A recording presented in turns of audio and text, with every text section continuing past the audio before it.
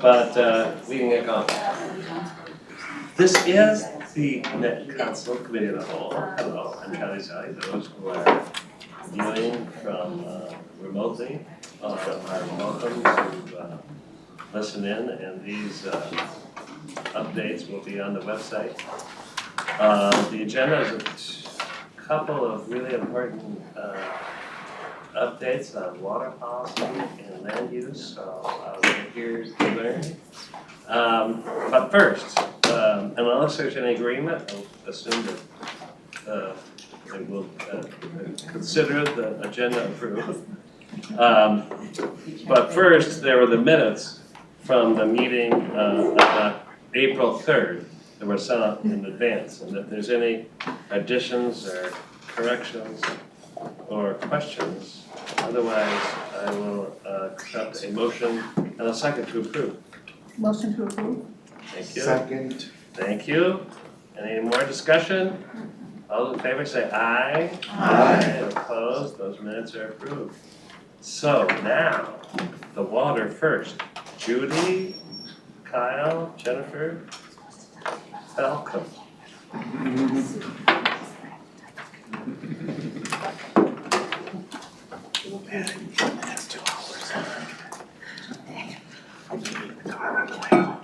Thank you, Mr. Chair and members of the committee. I'm Judy Spentek. I'm manager of the Water Resources Group in Environmental Services, and with me today, Jen Kostrowski, Assistant Manager of Water Policy and Planning. and we're here today to talk about the Water Resources Policy Plan update, as well as the outreach and engagement that we've been working on. I'll be talking about the outreach engagement, and then I'll turn it over to Jen for the second part. So the complete package of regional plan elements is illustrated here in the diagram behind me. This illustration really shows the major components and relationships of the regional development guide, which includes all the policy and system plans. And today we're here to talk about the Water Resources Policy Plan, now being called the Water Policy Plan. We've had a lot of sub-regional engagements over the last year that I'll talk about in a minute to help inform our metro area water supply plan, which is also part of the Water Policy Plan, as well as the system plan as part of that. So really the purpose of the Water Policy Plan is to ensure sustainable water resources in the region. It's our core document that pushes us into pretty much integrating and working on all the different water areas together. It's targeted at both the council and local governments and the commitments that we all take to take for action to protect and enhance our waters. I will slow down now.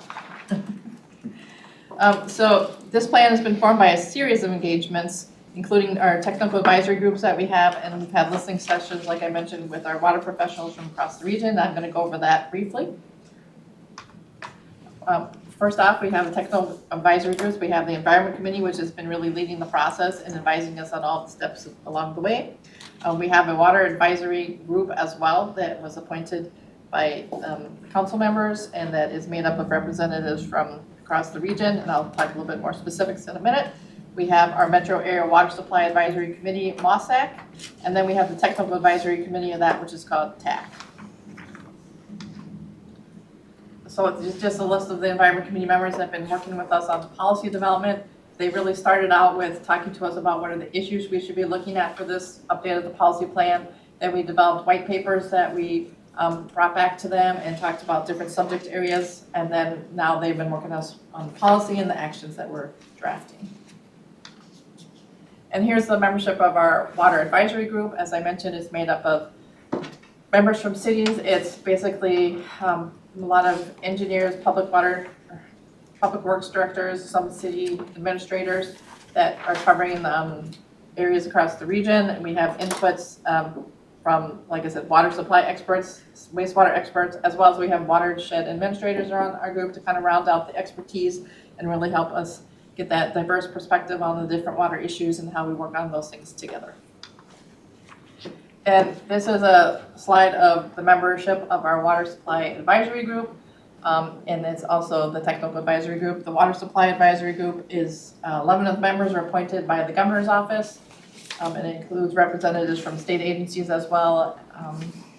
And the technical advisory group is made up of mostly city staff and then some state agencies who are also advising the work of the MOSAC group.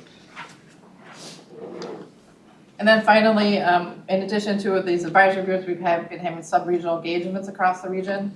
I'm gonna explain the colors. The one with the green, the dark green represents the cities that we've had at our engagements, and the light green is the counties.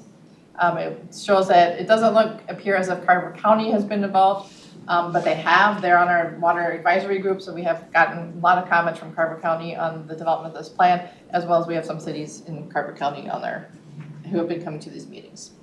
Then the blue is the watersheds are in the dark blue, and then the SWCDs are in that light blue. So those are other inputs that we've been getting throughout this process. Now just a minute on the sub-regional engagements. We spent the last 7 months or so having engagements in the sub-regions throughout the metropolitan area. A lot of it was focused on the metro area water supply plan development, but it can't help talking about water supply and not talking about the other elements like wastewater and surface water. So we've got input on all of those elements. And over 150 people attended these meetings. We've had, like I said, over 23 engagements over that 7-month period. You can see the list of all the non-community organizations represented. We had 76 cities and townships. So a lot of great input from a lot of people across the region. And we are not done with this input as well. We have met with like the Water Utility Council, some of the state agencies, and we've had updates on Condac and what's going on there, as well as we are planning to continue our engagements across the region in the next month and about the next month. So we'll be having engagements coming up on April 30th from 1 to 3, then May 7th in Chanhassen from 9 to 11, and then May 16th at Shoreview from 1 to 3, and then finally we'll have a virtual information session that is now scheduled for May 30th, I believe. Yes. Okay. We just changed that. We just scheduled that one today. I believe it's May 30th, but I will check on that and get you the for sure date. Mr. Chair, just briefly, and if there are meetings that aren't in a part of the region, are you seeing people though coming from all around the region to these meetings? Yes, Mr. Chair, council member, so just because we had them based on sub-region, most of the people from that sub-region came to those meetings, of course, but you could go across sub-regions. We have, like I said, representation on the advisory group, the MOSAC and TAC from all across the region. These meetings we have not started yet, but we anticipate that we will get members from the whole region as well as coming to these meetings. Would you like to add to that? Yeah, Mr. Chair, Councilmember Johnson. We are inviting, we're having one invite for all 4 of these sessions. So we're sending out the invite for all at one and saying what best works for your schedule, or based on your geography, please come to whatever you are interested in. And if they want to come to all 4, that will be just as exciting. They might get a little overwhelmed, or at least bored with hearing the same stuff, but they're more than welcome. And Mr. Chair, on the virtual one, can council members just sit quietly off camera and just listen in, or no? That's Wild if we. Well, no, I think that might be an I'm open joking, meeting yeah. law question, so. Well, I guess I'm just Yes, trying to, yes. I was able to listen in on the regional solicitation, 2 of those, and it was just really helpful, I think, to just hear what our partners and stakeholders are talking about, and because, there aren't any in my part of the region to just get to. I'm not sure I'd come to those, but I could sit in and just quietly listen, but if that crosses the boundary. No, Mr. Chair, Councilmember Johnson, I just got the nod that it was okay to sit in there and listen. I think the concern is that council members don't join in the conversation and have policy discussions throughout the meeting, but you can certainly sit and listen. That's why I sat off camera. Yep. Sue, do you have? Okay, so just to be clear, is it okay if I show up at the Cottage Grove meeting next Tuesday? I don't intend to speak, I wanna hear what people are saying. That's what I'm talking Yeah. about. You have to ask. Yeah, a word for the chief counsel. As long as there's no quorum, you can attend, listen. Well, and if there was a risk of a quorum, you can post it as a meeting. Yeah, wait, Mr. Chair, I'm sorry. We are going to post this on the website to make sure that it is going to be, there's notice. Yeah. So actually, there's notice which even covers if there were an inadvertent quorum.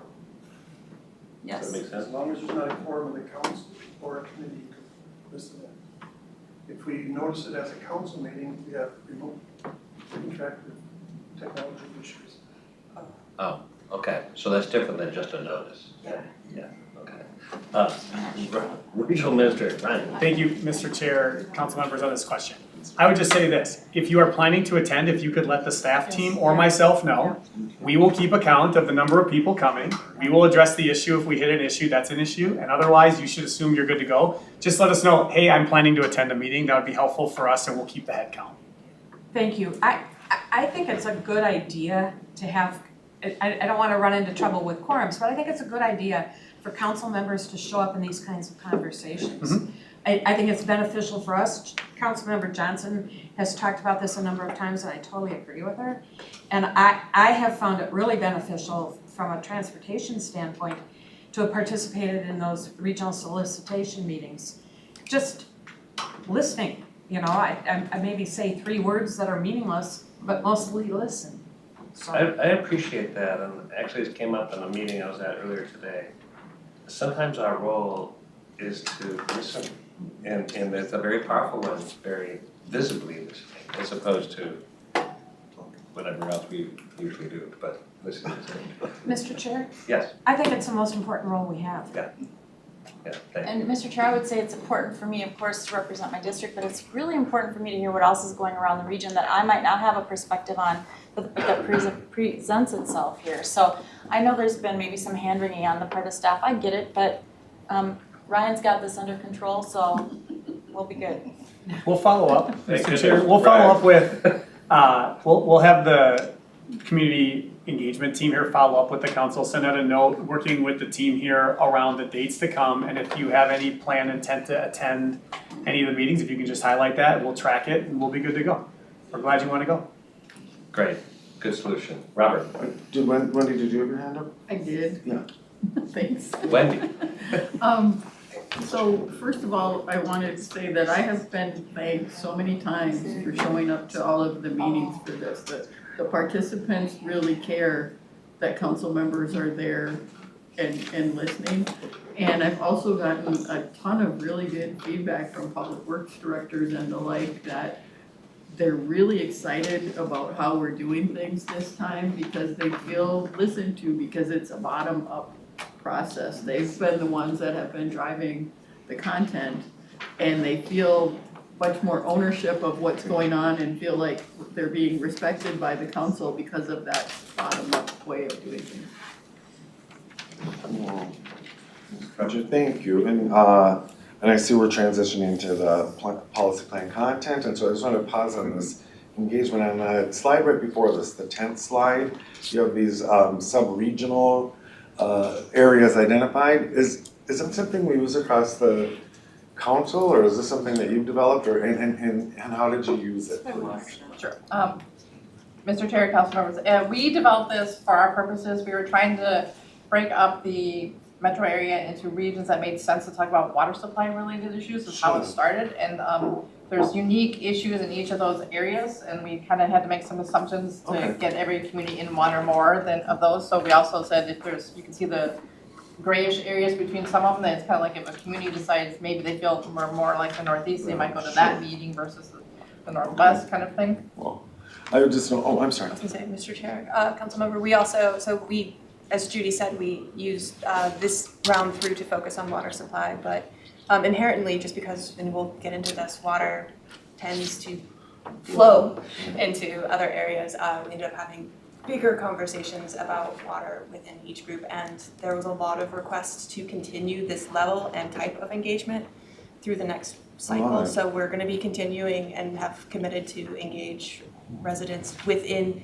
and whether or not these shapes shift a little bit, Sure. but we'll try to continue to have the hyper-local conversations as in addition to the regional conversations. I love it. And Mr. Chair, and not that I want to take us too far off today's conversation, but I feel like this approach could benefit a lot of the areas of planning that we do, and water flows, and so does traffic, and so does wealth, and so do a lot of other things that we're trying to get our minds around, and to the issues. And I just love what you said, Councilmember, what that people feel listened to, and it's always kind of a challenge. And I feel like if you can use graphically represented regional kinds of conversations like this, it kind of goes to responding to those communities, and here's how we're engaging your part of the region. So, well done. And Mr. Chair, Councilmember Logan, I just want to say also that, so when we were talking about groundwater in usage of groundwater, there aren't clear boundaries like watersheds, Sure, so yeah. they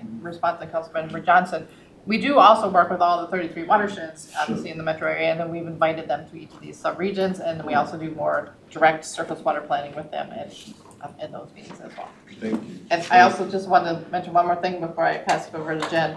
I did confirm while we were talking that it is May 30th, and that's 1 to 3 is the virtual meeting, so. Great, thank you, more flow. Sue, did you have a comment? Just, gotta write that down.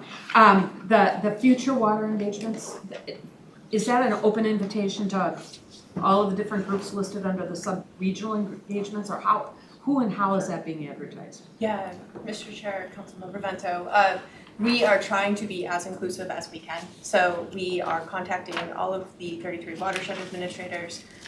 We have an ongoing list of public works directors that Environmental Services works with, either through our regional wastewater system or through wastewater planning in general through the region.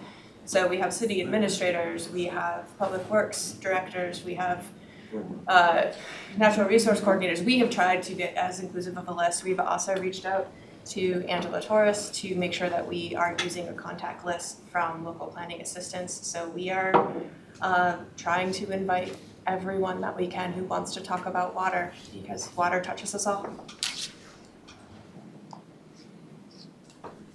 Any other quick questions? Begin the thought. All right, great. Okay.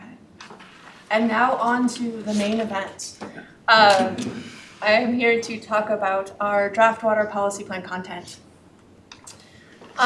So Judy mentioned at the beginning, this plan used to be called the Water Resources Policy Plan, and we have intentionally started calling it the Water Policy Plan because a lot of people, when they hear water resources, they tend to think about rivers, lakes, or streams, or they also think about it being an extractive thing to control. And we want to make sure that we're being inclusive when we're thinking about water planning and thinking about, yes, those rivers, lakes, and streams, but the water that comes out of the tap, from the wetlands, the water under our feet, and the water that's flowing to, I guess, Iowa as well. We should think about that. And so this plan is trying to be inclusive about all of that. The other fun thing that we are doing this year is that we are including the water supply plan. Before now, we would release 2 different plans. And so we would have the Water Resources Policy Plan that contained our policy and our system plan. And then we would release the Metro Area Water Supply Plan. This time, because again, we're trying to have an inclusive water planning document, we have included all of them into, I'm sorry, Environment Committee, a larger document that you are going to read, but it will be good because it will be more integrative. So this is the draft table of contents. We are going to have just a general introduction. We are going to make sure we are connecting it back to the Regional Development Guide, vision, objectives, and values. We are going to be sharing the cross-cutting goals and the roles that the various players play in water planning. And it is pretty intricate, unique, and again, because water touches us all. We all do have a role to play in water planning. We're going to share a little bit about where we are with the regional water context, identify some problems that we currently know about and also know that we may be having in the future, and then have these policies and actions to address those problems. There then will be the Regional Wastewater System Plan, which is a snapshot of our regional wastewater system and our plans for growth and how we can accommodate that growth, and the Metro Area Water Supply Plan, followed by actually my favorite part of the plan, which is all of the appendices and data and information that we used to generate the plan itself. This time through, the water policy plan has 4 main objectives. And these align with the cross-cutting goals that you have heard about from the Regional Development Guide. And so we have an objective about climate, in which the statement is to create climate-resilient water sources, ecosystems, and water infrastructure through mitigation, innovative design, and adaptive planning. We have an investment objective. And when we are talking about investments, we aren't just talking about financial investments. We are talking about programmatic investments and personnel investments, so investments at the broadest level. And at that level, we are going to optimize regional water protection, planning, and infrastructure investments. We have a health objective, and that objective is for both public health and ecosystem health, so that we can maintain, restore, and enhance a high quality of life regional waters and water services across the region. And then lastly, we're having an equity objective, so that water benefits and services are accessible and shared amongst all residents and communities in the region. So within these 4 objectives, thank you. Within these 4 objectives, we will have policies that will reflect those objectives. And you will see through the handout that was attached before the meeting and in some of these slides, these logos will repeat, and where those logos match the policies, that is showing that that policy helps support the certain objective. And so we're trying to make sure that we're visually connecting our policies to our objectives, so that we're seeing a through line in our plan. Mr. Chair, Yes. will this be something that is brought into the other parts of the plan as well? Because I think this is also very good. Thank you. Because again, it's trying to make sure that people are understanding what they're reading is going back into one of those higher level goals. So I don't know, it's a lot of lift to do all these different pieces and bring it together, but how you're organizing it here is just very clear and well thought through, I think, so. Mr. Chair, Councilmember Johnson, we do have integration team meetings for all of the different plan authors, and so we are sharing our best ideas. We will see if others are going to. I think it's a great one. Thank you. So, good job. Thank you. Great. This is something that I do know has trickled beyond our plan to other plans. We will have our policies, but the policies sometimes are a little bit higher level, and so the actions really lend itself to the specificity of how the policy can come to life.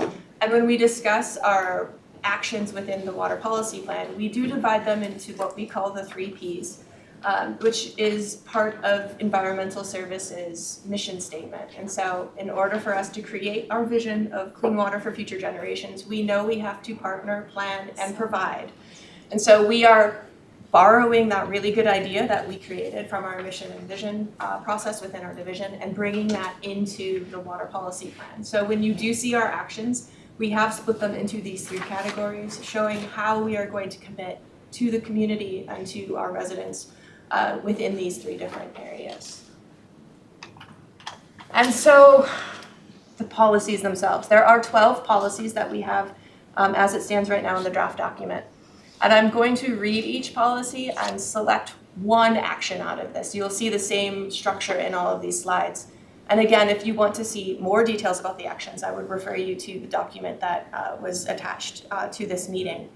But the first policy I'm going to start with is the one that centers us in the work that how we even think about water, because there is not just wastewater and there is not just surface water. It is one water, and so we are taking an integrated water policy approach. And with this policy, we are saying that water planning, management, and operation approaches are cooperative and span the natural and built water cycle. An example of how we will be living into this policy is that we will identify and assess current groundwater and surface water conditions, uses, use behavior, community needs, historical trends, drivers or influences of change, risk, and system limitations, and estimated future conditions. So in order to make sure that we are planning for the region, we have to understand where we have been and how we are going to use this and how all of that water is interacted. Because again, with water being a system, if you look at just one aspect, you're going to miss the full picture. We have an equitable water outcomes policy. And the language is similar to our objective of that we want to make sure that regional water benefits and water services are accessible and shared amongst all residents and communities. And one way that we are going to try to live into this policy is that our staff will convene and listen to community members who have water equity or environmental justice concerns or experiences. We will work together to try to alleviate the imbalances that cause injustices, strengthen our relationships, and build trust in our organization and the water services that we and our partner organizations provide. In order to make sure that we're making informed decisions about water, we have to have monitoring, data, and assessment so that we can understand it. And so that's why we have this policy. And the policy reads, natural waters and engineered water systems in the region are proactively monitored. High-quality data is collected and shared, and conditions are collaboratively assessed to support regional water objectives. And again, one aspect is to partner, assist, and support collaborators with the monitoring and assessment of regional priority waters and groundwaters. And this is making a reference to the priority waters list, which a colleague of mine pulled together last year to help us focus and target on the waters that make sense for us to make sure that are being monitored and assessed so that we can continue to enhance and improve those waters. Climate resilient water policy. The impacts of climate change on water and water services, and I actually want to take a minute here and say sometimes when people hear water services, we initially think just about utility services. And we're going to make sure that we are clear up front in the plan. When we see the term water services, we are thinking, again, very broadly, not just utility services, but ecosystem services that water provides. So the fact that we might get solace from sitting beside a quiet lake, or the fact that we can grow a garden, like these are all benefits and services that water provide us through our relationship with water. And so again, when we say water services, it is that broad relationship with water, not just the utility relationship. So to go back, the impacts of climate change on water and water services are proactively addressed to minimize the risks of negative public and ecosystem health outcomes so that current and future residents enjoy long-term benefits of clean and abundant water.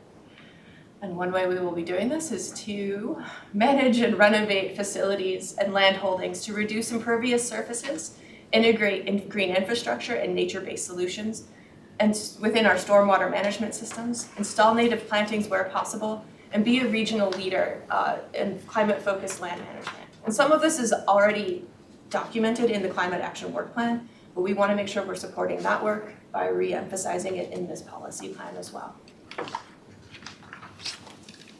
Water-focused land protection and development policy. As the region grows, the effects of development, redevelopment, and land use changes on water and water services are planned for and informed water management approaches and strategies. As the region grows, the effects of development, redevelopment, and land use change on water and water services are, that's actually just a repeat. I apologize. There was a Copy-paste. copy-paste issue for this whole thing. So I will have you, all of those say the same thing. I apologize. If you do go to the handout, we can find actions that how this policy. That's fantastic. Okay. Moving on. Regional wastewater service area. Those are all different. All right. So the council will plan for sustainable water resources by providing wastewater service commensurate to the designated land use to protect waters for public health, recreation, habitat, and environmental health. One way we will be doing this is providing wastewater, utility corridors will be preserved when it is necessary to expand facilities or locate new facilities needed to implement the wastewater system plan through early land acquisition and working with communities. Again, not much has changed within this policy of how we are serving the region from our regional wastewater service area, but it is good to make sure that it is in the plan. Mr. Chair?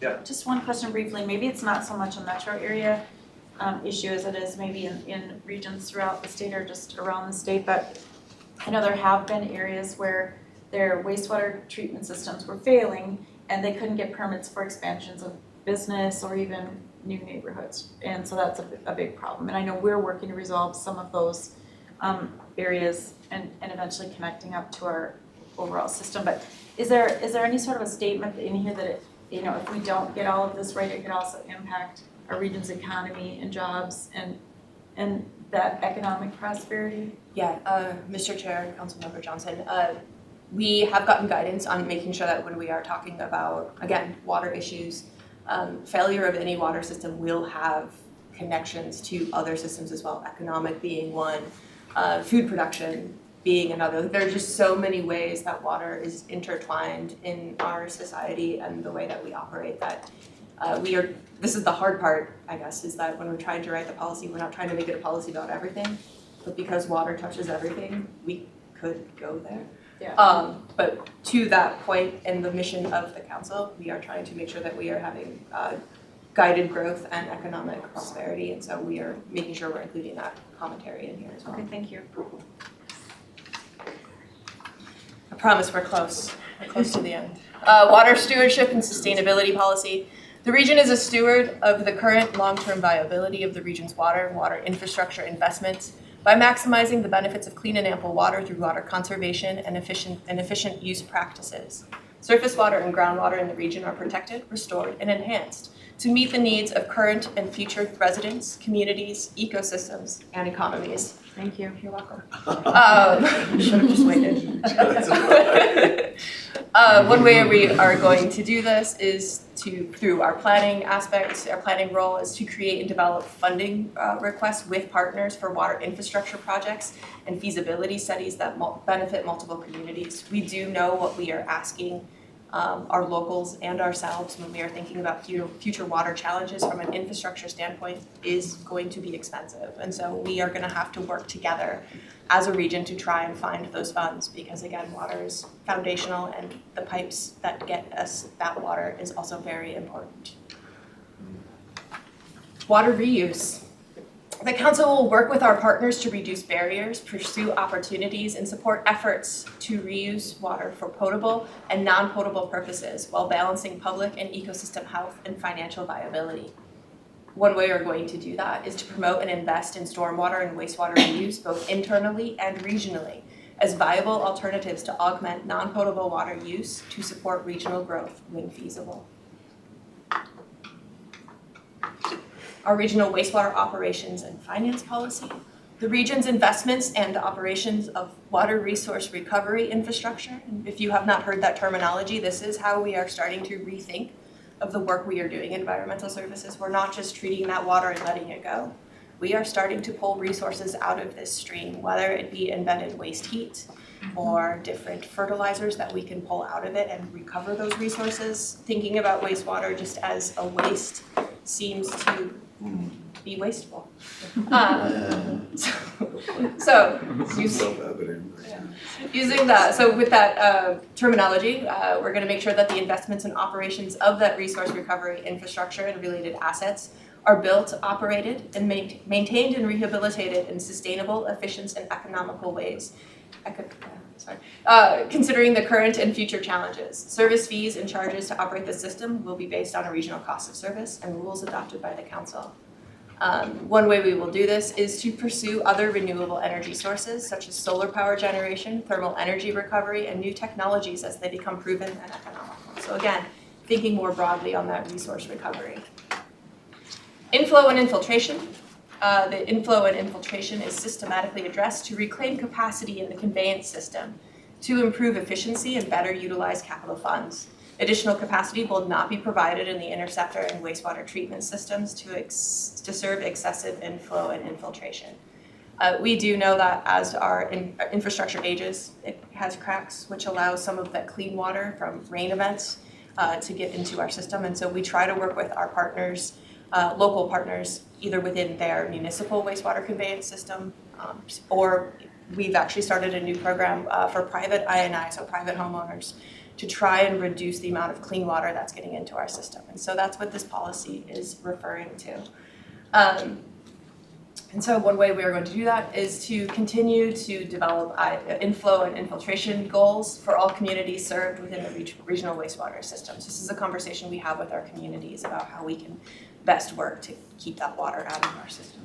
I should mention this has been part of the governor's proposals before the legislation this session for capital funds to support the And island. cities historically have really supported this very strongly because it's just, we're throwing away money if we don't do this. And for all the other right reasons. And this is, I think, the last policy, and it's one that we didn't start with. And actually, through our listening sessions, we heard from our local partners that we should start exploring a water sector workforce development policy. The policy itself states to ensure diverse water sector workforce with the skills and capacity to plan and manage water resources and maintaining safe, efficient, and reliable water operations through addressing challenges in recruiting, training, and retaining employees. This is something that the council feels, but it is something that is across the entire water sector. We don't have as many staff entering the water professions as we do staff that are lucky enough to be retiring from the water professions. And so this is a national issue, but it is within our region a big issue as well. And so we're trying to be forward thinking and laying the policy framework so that the council can work with partners to try to show that working with water and for water is a really good career choice. Mr. Chair, if I can, Yeah. again, you know, this kind of work is one of our sectors of strengths. I mean, we've got Ecolab and Pentair and, you know, just all of these, you know, Fortune 500 companies. So it's in their best interest too, because employees move between public and private sector. So to have knowledge in that whole sphere is important. So that'd be another good one. And I'm sure our partners, public, private, rare, MSP, whatever, to be mindful of that kind of stuff on the government side too. When you think about, our water businesses are very kind of high technology, businesses, like 3M, Pentair, Ecolab, Mission, as opposed to some, areas in Wisconsin talk about water industries, but they build toilets and pipes, so I'm higher.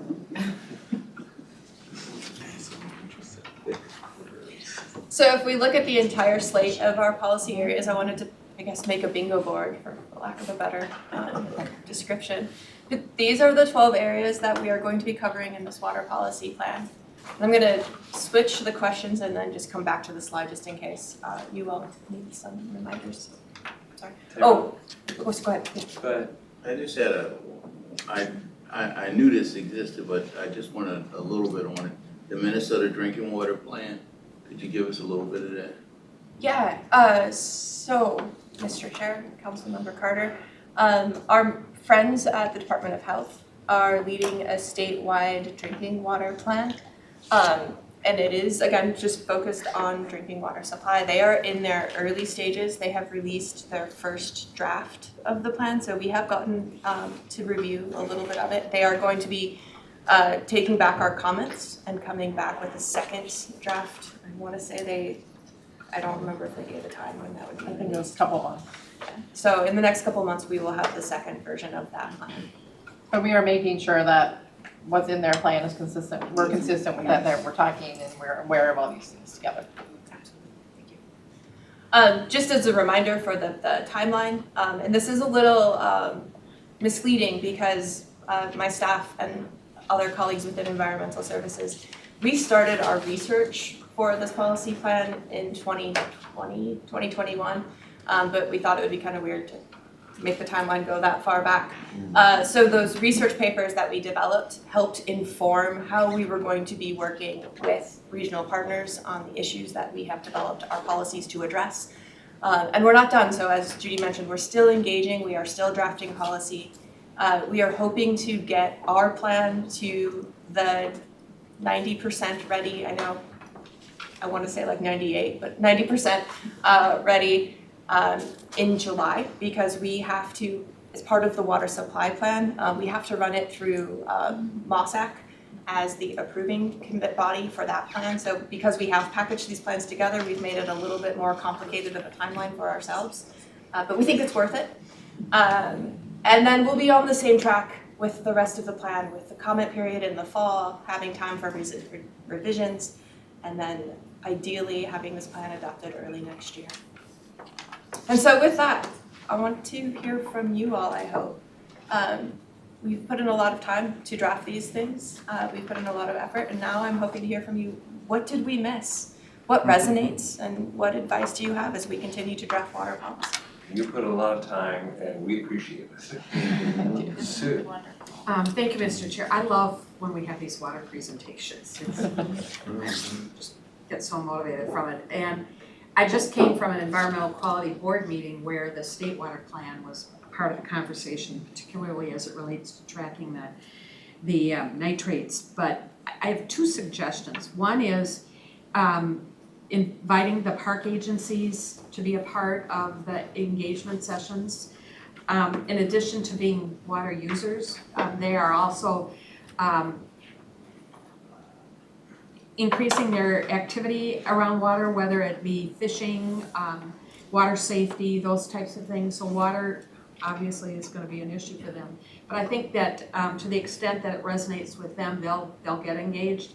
The other suggestion I have, and one of the first things that I was just blown away with when I was on the Environment Committee was the great work that you all do with interns in the Environmental Services Division. I've loved the intern programs here at the Met Council, and I particularly really like the environmental intern programs.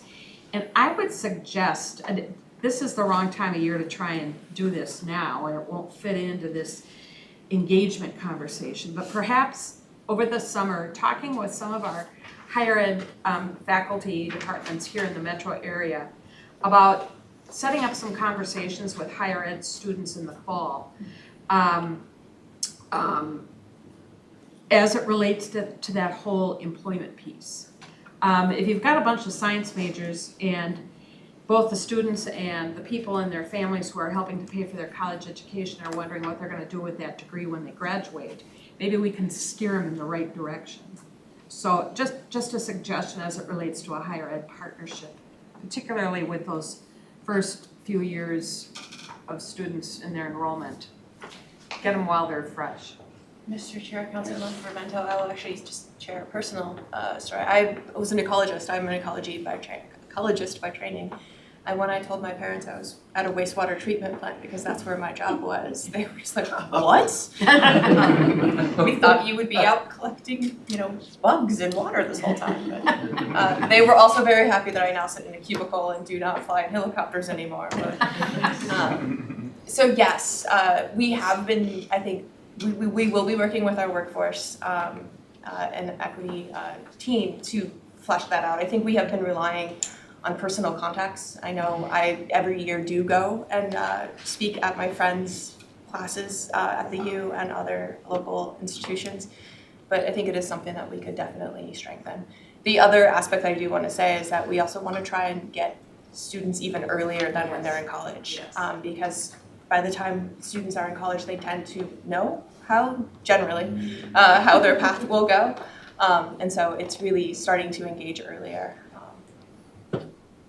Mr. Chair, could I ask? Keep going. Okay, thank you. Do we get a lot of schools requesting tours of our waste treatment plants? I used to take my students to the fire station and the Pioneer Village in southwestern Minnesota, but how about with the waste treatment plants? Do we get many elementary, secondary, middle school, whatever? Lisa? Mr. Chair, council members, we used to do a lot of youngsters, 5th graders, and they really got cool reactions to a poop plant, right? So it's their thing. Excellent. After 9/11, we had to do a bunch of rollback. Yeah. But we, through additional security measures and things, we've been starting to open up more. We haven't been doing as many as at the Metropolitan because it's pretty large and overwhelming. So a smaller facility like Seneca has been seeing more of that tour traffic. But we've organized ourselves so we can give a good tour. We'd love to get back into reaching out and hitting more of the 5th graders and helping teachers be able to train more about how wastewater is only one aspect of water that they all interact with and what they can do to protect it for the future. Well, I would just suggest that we can't be alone. I would imagine that the Department of Agriculture, DNR, and PCA are all struggling to find people in these science careers. And we might want to do a collaborative effort and reach out to the Department of Ed and Education Minnesota and colleges and universities on how we can get more information in there. When Peter Lindstrom's younger sister was a 3rd grader, my teaching partner and I did a special unit on careers, and we identified some interesting careers. We invited speakers in, including Peter's father, who was a judge, and the kids loved it. And to this day, they're no longer kids. I wish they were very, very young, but they're not so young anymore, but it just means that I'm older too. But that kind of stuff resonates when we get to them early. So if I can help make those connections, let me know, because boy, and teachers love that kind of stuff because it gives meaning to why we're boring them with math facts and why they have to learn history and all that kind of stuff. Wendy? Thank you, Mr. Chair. I'm gonna just pile on to what Sue said. Actually, I was at an event today in Lakeville for the State of the City. One of the things they were talking about is their Lakeville Works programs that they have, exposing kids to careers and internships and all of that kind of stuff.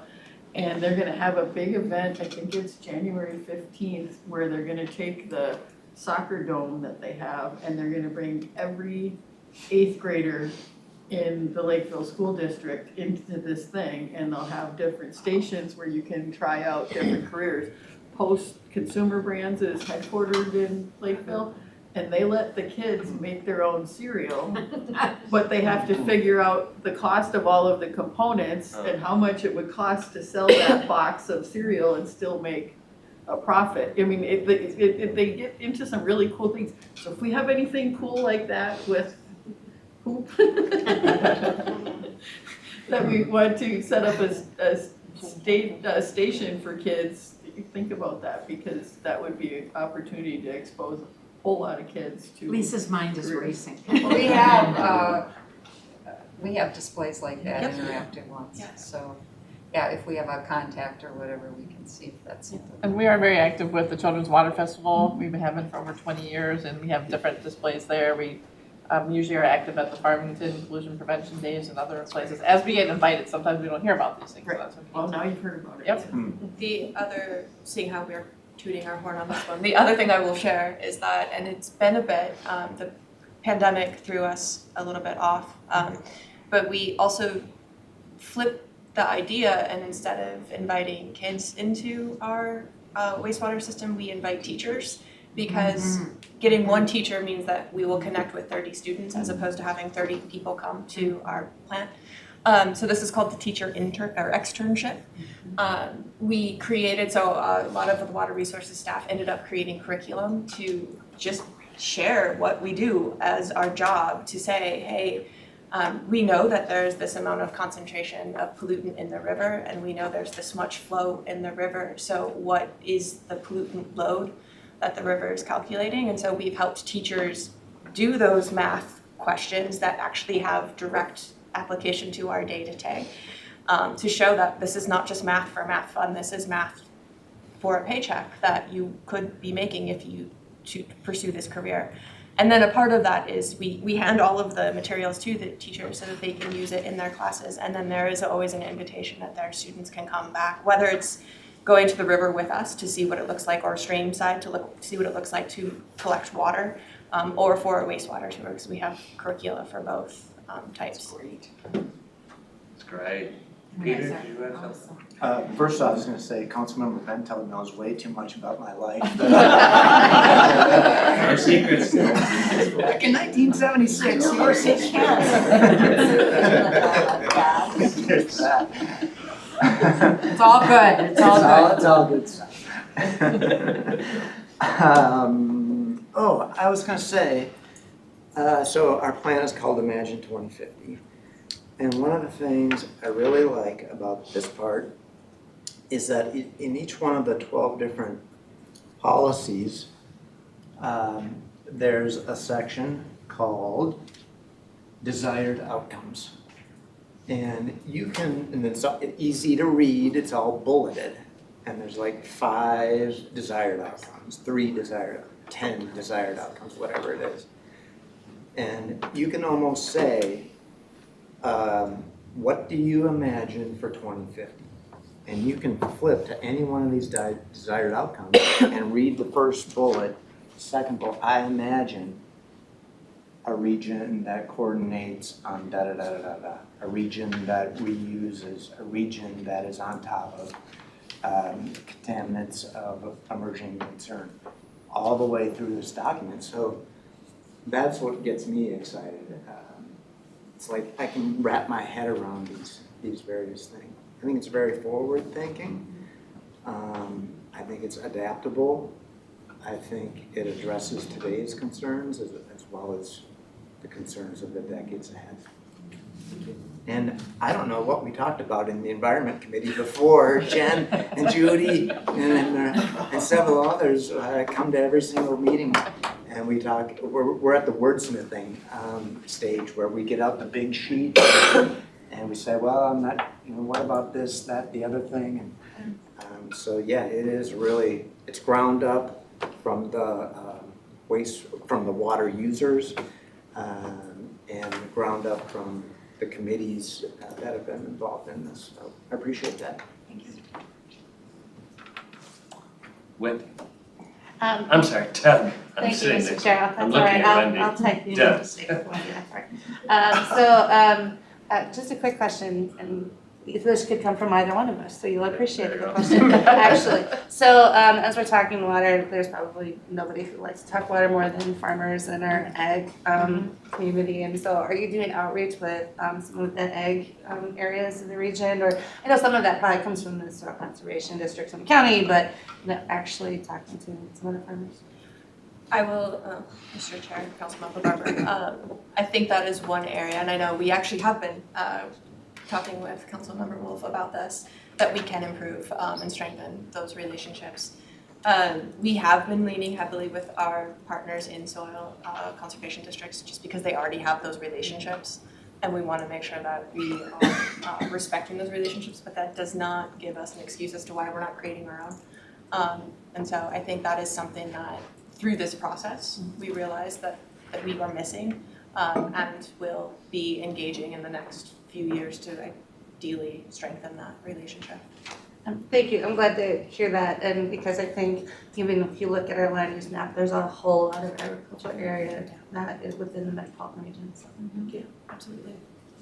Robert. Yeah, thanks, Sharon, and support everything that's been said by my colleagues. I'm glad we're having this work sector, or the water sector workforce development conversation. Because to me, and I'm old now, but it seems like this would be something young people would be interested in.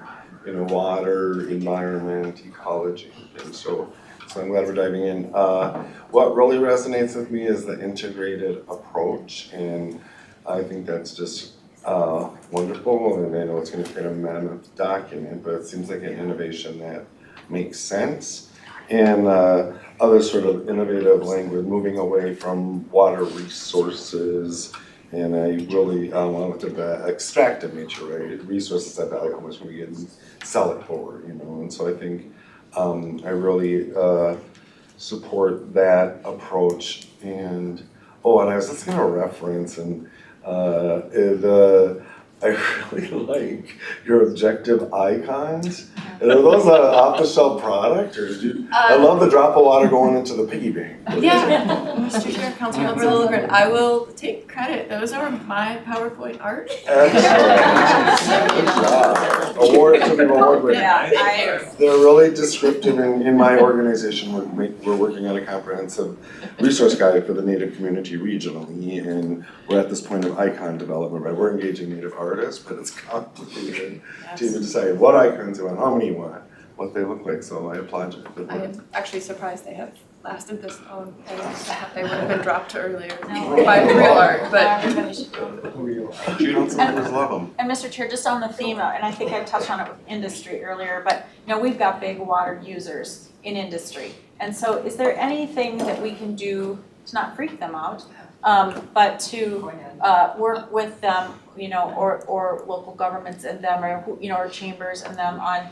how we can do all the things we need to do to help reduce, reuse, and not threaten industry and freak everybody out. But you know, that's a big, I think we just take water for granted in this region and state, so, and we can't, so. Mr. Chair, Councilmember Johnson, I would actually think that one of the bigger points of success from our sub-regional engagement is that we actually had at 3 of the sub-regions, the largest water users in those regions come to the conversation. So when I said we were trying to invite as many people as we could to talk about water, we really were, and we were very happy that they took us up on their invitation because their perspective is just as valid as others, and like it's really through those conversations and working and discussing with everyone in the region about the shared resource, how we really will find the pathway forward. I appreciate that, because in the other conversations we've been having around the guide plan, we talk about stakeholders, and again, I think the business community on many levels is a key partner that I think we tend to not intentionally miss, but we're just thinking about where regular everyday partners are, and everybody has to be a partner in this vision. And I just have to again applaud you at how well laid out this was. I can connect the dots to your point, and it speaks to the reader very well. I don't think anybody's gonna go, you know, what does this mean, or I don't get it. So I think it was well done. So thank you. Thank you. Any other comments, thoughts? All right, well, thank you so much. Thank you. Thank you for your time. Appreciate it. We look forward to hearing more. All right, we're right on schedule, and now land use policy update, and I think Angela and Eric get the frequent presenter award for times you've appeared before us. Once or twice. And welcome back. You're always welcome. Thank you so much, Chair and committee members. Just one second while I get organized. So I wanted to start the conversation today by acknowledging that we also had a cut and paste issue earlier today. So we did update the PowerPoint and you have the correct one in front of you now, but there were 2 slides that we had some errors, and so we corrected those earlier today. But you should have the correct one posted online. But thank you for recognizing we're not the only ones that do communication. So I'm Angela Torres. I'm the Senior Manager of Local Planning Assistance in the Community Development Division. I'm here today with Eric Wycheck, a Planning Analyst in Local Planning Assistance. And while we may be frequent flyers, we are just 2 of a pretty big team of policy writers and council staff that have been working for quite some time working on land use policy. So I just want to acknowledge that we may just be the faces, but there is a ton of researchers, engagement professionals, and planners that have helped to get us where we are to share with you today. So. And I'm sorry for the error on the PowerPoint. As you saw in the staff report, we don't usually send out a 20+ page memo, but we wanted to make sure that you had all of the information that we have available today. The PowerPoint that you'll see today is a summary, so not the actual text in the draft policy, but it is a summary and high level picture of what is in the memo for you today. We'll start today's conversation with a brief recap of what the council has already accomplished.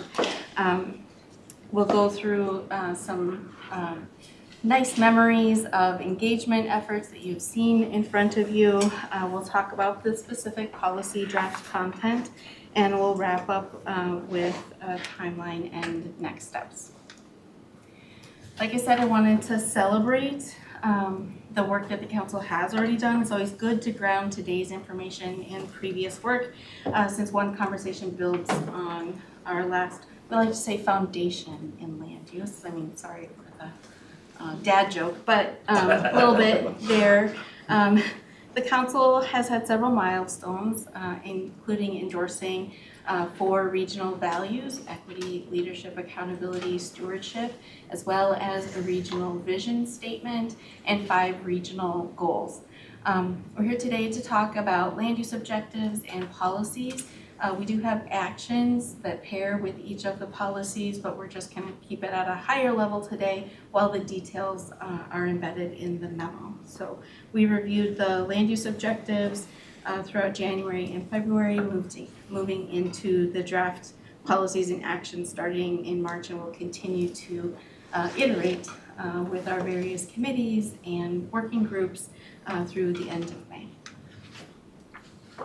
So this is just as a reminder of some of the engagement efforts that you have seen yourself and heard from about staff. You might remember the first Young Leaders collaboration last spring, which brought forward a set of recommendations on the regional vision and values work. In March, the Community Collaborations Group presented more recommendations on land use policy for consideration. And these efforts and so much more support the Council's equity framework and centering community in the regional planning process. I'll just briefly recap the findings that those groups shared. Most recently, the community collaboration partners policy recommendations really focused on the intersections of land use and transportation, housing, natural systems, and economic well-being, including multimodal transportation systems and safety of all modes of transportation, diverse types of affordable housing located in proximity to public transportation, job centers, and essential services, the significant role that green space plays in quality of life, and the importance of an inclusive and thriving economy for overall well-being. The young leaders identified 6 central issues as they were thinking about regional vision and values. First, affordability linked to housing quality and choice, acknowledging the unique challenges faced by immigrant communities, which we also heard from the community collaborations as well. Transportation infrastructure focused on multimodal options and safety. Young leaders described the need for social infrastructure to create connections in communities to repair some of those connections that were lost throughout the pandemic. Parks are also very highly valued and essential to the region. You'll find that consistent across all of the feedback that we've heard from all groups. Land and habitat conservation, including farmland and habitat conservation. Young leaders also talked about water quality and water recreation. If only the water folks were still here, they would have loved that. The issues raised by young leaders provided really unique perspectives about important issues we face as a region and informs the development of the regional vision and values, like I mentioned. So we talk a lot about engagement. We've come several different presentations on engagement over the past year or two. So there's work that is just ongoing work, new efforts with existing partners and new initiatives. There's been several presentations, so I won't go through each of the work that's been conducted, but all of the policy areas share their engagement work with one another. So the water workshops that you were just talking about, we have that engagement data. We integrated that into our work as well, and likewise with a lot of the other efforts. There's ongoing work which occurs as part of our regular everyday work, like the engagement that sector representatives in the local planning assistance unit do every day as they work to assist local governments with anything that they might have working with the Metropolitan Council, like comprehensive plan amendments and environmental review. New efforts include not only establishing long-term groups like the Regional Planning Advisory Group with Metro Cities, but also several focus groups and ongoing partnerships that help to provide insights to the development of this work. New initiatives include some of the things that we brought forward when we were talking about the equity chapter update, including the American Indian Advisory Council, several technical advisory groups, and focus groups, and others. So, I know that is a super fast, high-level run-through of engagement work that has been going on for years. So It's a lot. it's a lot, and so not everything is included there, but I know that you are well aware of the things that we have been doing. So I'll start with a comparison of Thrive MSP 2040 and Imagine 2050 language, just as at a high level, just to compare the land use direction that was in Thrive and where the work is evolving now. Thrive has 7 policy statements. Imagine has 8 objectives, so the terminology is changing just a little bit, but also consistent across all of the policy areas now. So we're all speaking the same language. I won't go through each of these, but just point out a few structural changes. There isn't a direct equivalent for the objective related to community well-being and safety, which I've noted on the screen.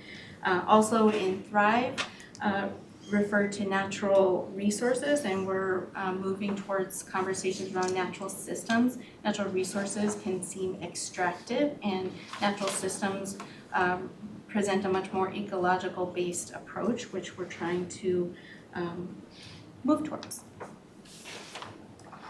So again, I won't review each of these individually, but you can see that equitable development and objective in Imagine 2050 also doesn't have a direct equivalent in Thrive. I'll talk a little bit about that later on in the slides. There's some changes from common vernacular in housing as well, from options in Thrive to opportunities in Imagine, for example. And that will take us directly right into the land use objectives and policies, which we'll review in more detail. Like I mentioned, we have 8 land use objectives.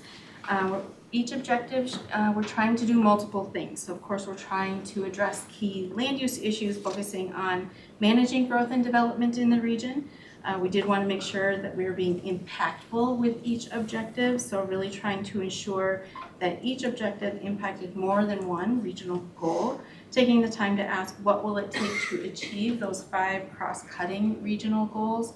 We started from scratch. We didn't start from Thrive. We started from the regional goals, so we were kind of on a blank slate, and then what will it take to achieve those regional goals. And we wanted to ensure that the objectives complement the work of other policy areas, that there is shared consistent language between other policy areas, and that the work supports one another. And that's that internal collaboration and coordination that we've been trying to weave through all of our conversations. So, talking about land use and growth management, here we'll talk about new themes, approaches, and re-emerging or evolving approaches. The next slide talks about all of the things that are similar. So I'll talk first about what is kind of evolving and then talk about similarities. The new themes include bringing in Indigenous perspectives to policy work and suggestions on how partnerships with both tribal nations and urban Indian organizations can be rebuilt. Additionally, equitable development practices supports the shift in focus to people, residents, and community benefits rather than public versus private benefits. So really trying to look at an individual level. We've been discussing with council members on the RDG Working Group, the Community Development Committee, and the Land Use Advisory Committee, new approaches to growth management, including density. There's a lot that can happen with density calculations, and we're talking through a vast array of options and approaches. Re-emerging ideas include using a rolling land supply, considering density increases, and establishing criteria for MUSA expansions. All 3 have been part of the council's policy structures in previous planning cycles and may make sense to reemerge. So we're talking through those options and approaches through all of those various committees that I mentioned, as well as with our focus groups and technical advisory groups as well. I mentioned that there's a lot of similarities between Thrive, and this is just some of the same or similar approaches in growth management, in density, and in natural systems between Thrive and Imagine 2050, none of which should be surprising. You can see that maximizing investments, promoting compact development, directing growth where it already exists are all consistent between the 2. And growth exists in communities like Lakeville in the same way that it exists in Hugo, in the same way that it exists in St. Louis Park and Minneapolis. So growth happens all over the region, and we're just trying to encourage growth where infrastructure exists already at any scale.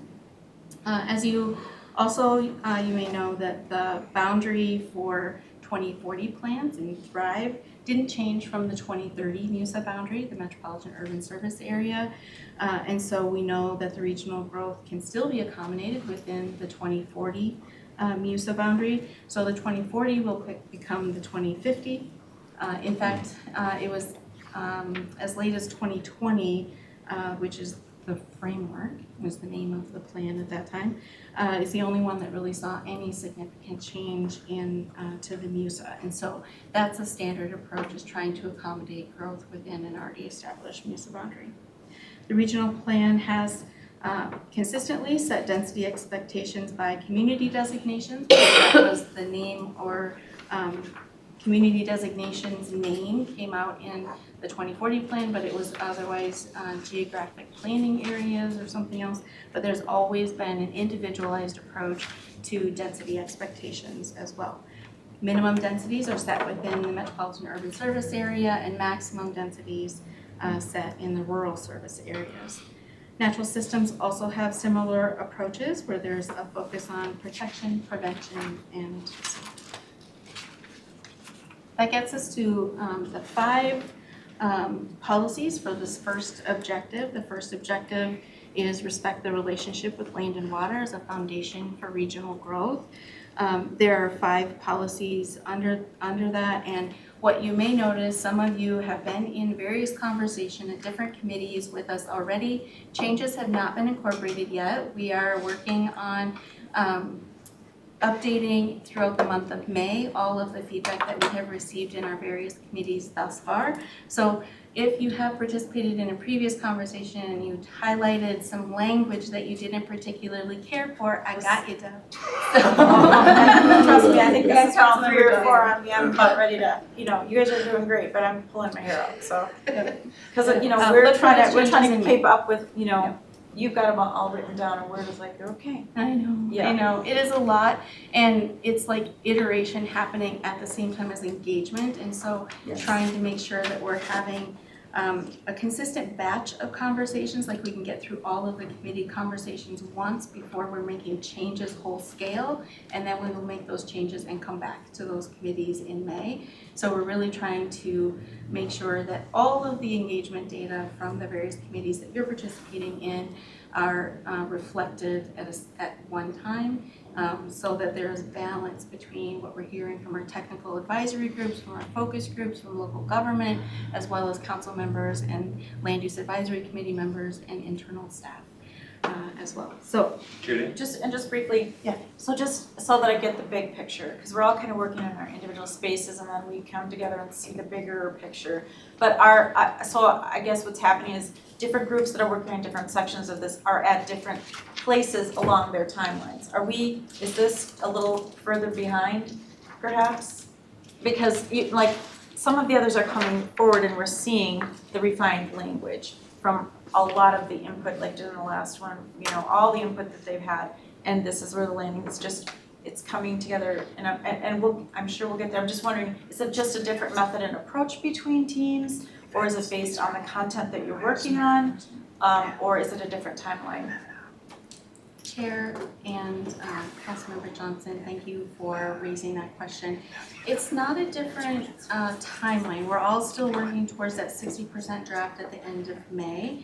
I think that our engagement approach has been whole scale different, and so has taken a little bit longer to ensure that we're engaging with community and centering community voices in the way that we committed to when the council endorsed the economic framework. And so working with external partners and community does take a little bit more time. We wanted to conclude the last cohort of the community collaboration that we brought to the community as a whole at the last meeting before kind of moving into that next phase. And so I think that the community engagement has taken a little bit more time, but it's worthwhile and it's really important, and I think has resulted in a different output, a different product than we would have received otherwise. So I'm excited to see it. Yes. So yes, we will definitely be back in front of the committees that you're serving on in May with another whole-scale change. We have a series of writing workshops that are planned, and so that we can kind of buckle down, turn off all of the external noise, and just making sure that we're addressing comments and making those revisions kind of at one time. So I hope with that. And so, Mr. Chair, just for some of us who've seen 2 or 3 or 4 passes at this, but others here who haven't, you still want the comments, but we should not repeat in our minds, or should we, because everybody else can hear? I'm just trying to, make sure that we're being productive for your sake, because I'm looking at you, Robert. I mean, we've been, I'm probably gonna hold back a little, except for nobody else got to hear, we're in our work group, or maybe CDC, so I'm just trying to manage the expectations for you, because I know some of us have seen many versions. Well, it's the same version, but we've been given feedback all along. So, Chair and committee members, I'll defer to how you want to participate. I'm not going to guide you on that. All of your feedback is always welcome. We have heard you. We have a system where we're tracking your comments, and we'll ensure that we get a consensus on who is saying what, and we'll balance that out when we bring that next version forward to you. But it's always good to hear from new voices. I know Councilmember Wolf in conversations with LUAC has also heard a lot of this stuff. And I will say too that in some of the work groups that you're participating in have gone to the next level, which is actions, which is actually further in the weeds than this higher level is just policies. And so we're still just trying to present a high-level summary and give you all an update on where we're at with development of this, but we have been working with the CDC, with the, let me throw some acronyms at you, with the CDC, with the LUAC, and with the RDG working group quite extensively over the past several months. Mr. Chair? Yeah, Robert. Yeah, thanks, I appreciate that, Angela. And I'm hoping that you hear our interest and excitement to see what the next iteration does. And so folks like Councilmember Wolf, thank you, bless you for working with LUAC. And those of us who are on the RDG, Regional Design Guidelines Work Group under the great leadership of Councilmember Tony Carter, you know, we do get several bites at this apple, and for me, and you know, as Angela says, anyone can say what they want, right? But for me, I'm kind of trying to be patient and to see the input that I've heard in those different groups reflected in the next draft of this. And for me, it would be really helpful to hear folks that haven't been as engaged, because I suspect that we might hear some of the same stuff that we've already heard. And so just the way I plan to approach it is not to repeat the input I've already given, but to really, unless I really feel the need to, but to really give an opportunity for those that haven't. I'm just gonna assume input that, you know, it sounds like there's a particular thing with that Councilmember Garber, so I'm just gonna assume we will see those changes reflected in the next iteration. And Mr. Chair, if I could just add quickly. Sure. And I think that the dynamic conversation that we have, we bounce ideas off of each other, and Gail, or Councilmember Cedarberg is in that too, and you get those aha moments. We won't get that with all of you. So we've done a lot. So if you're saying stuff tonight, and we might have said it, well, I might raise my hand. If it's something new, great. But, you know, I think what's hard is just not seeing it evolving yet, and we've got at so many bites of the apple that you're not seeing the work we've put into this yet and where it might land, and we don't know where it might land. So I think that's just the difference between maybe what other presentations, and I know transportation's got theirs out and already given review, so it's just, these are very different how they're coming to us and how they're iterating along the way. And frankly, those that are closer to it, the two of you and others, your perspective and insights are really helpful, I think, for the rest of us. And so it's not that we need to necessarily repeat, but if you kind of have some thoughts that would be helpful to us, I think we'd appreciate hearing it. Thank you, Mr. Chair. Thanks for letting us know that the comments aren't built into this yet, because there has been a lot of discussion, and you said it, I actually wrote it down, was the need for shared and consistent language, because I think that is so critical amongst all of these documents, because, you know, yes, some cities might have different people in a transportation department and a community, and one might have one consultant that has to understand how they're gonna submit everything for a comp plan that relates to all the different system plans, so just appreciate that. Thank you. So I will just go through the policies real quick. The policies for Objective 1 really include incorporating indigenous approaches to management of land and water sources.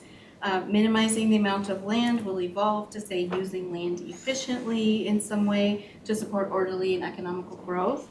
We're working to protect rural and agricultural areas and using existing infrastructure to encourage redevelopment, refill, and reuse, as well as in that last policy, directing growth away from sensitive ecosystems, like some of our water services. So I can pause here, or I'll turn it over to Eric because you've heard me talk a lot. I could use a drink of water, and Eric is up next. Well, and just, I mean, so we have had a lot of discussion on this.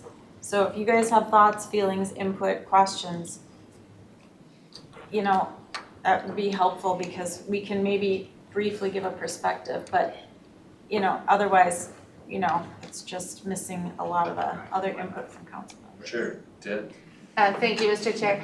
You know, I'll just repeat, which I think probably you've heard me say before, but we need to make sure that however some of these things are worded and positioned, and especially honestly as you get further down below in the policies and some of the actions, that our rural centers are reflected, and because they are gonna grow differently, that some of the areas around, on the other side is not, bad growth, it is just cities that are growing.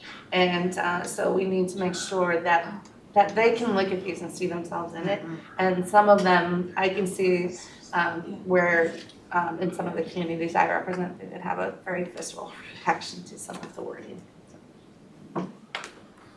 I just would add that I have had some of the same input, just as I'm trying to channel what some of my communities are offering up and the way that they receive certain words or how they've been phrased, and, you know, who might relate to them more readily and positively than others. And so I just know that it's important for this plan that communities,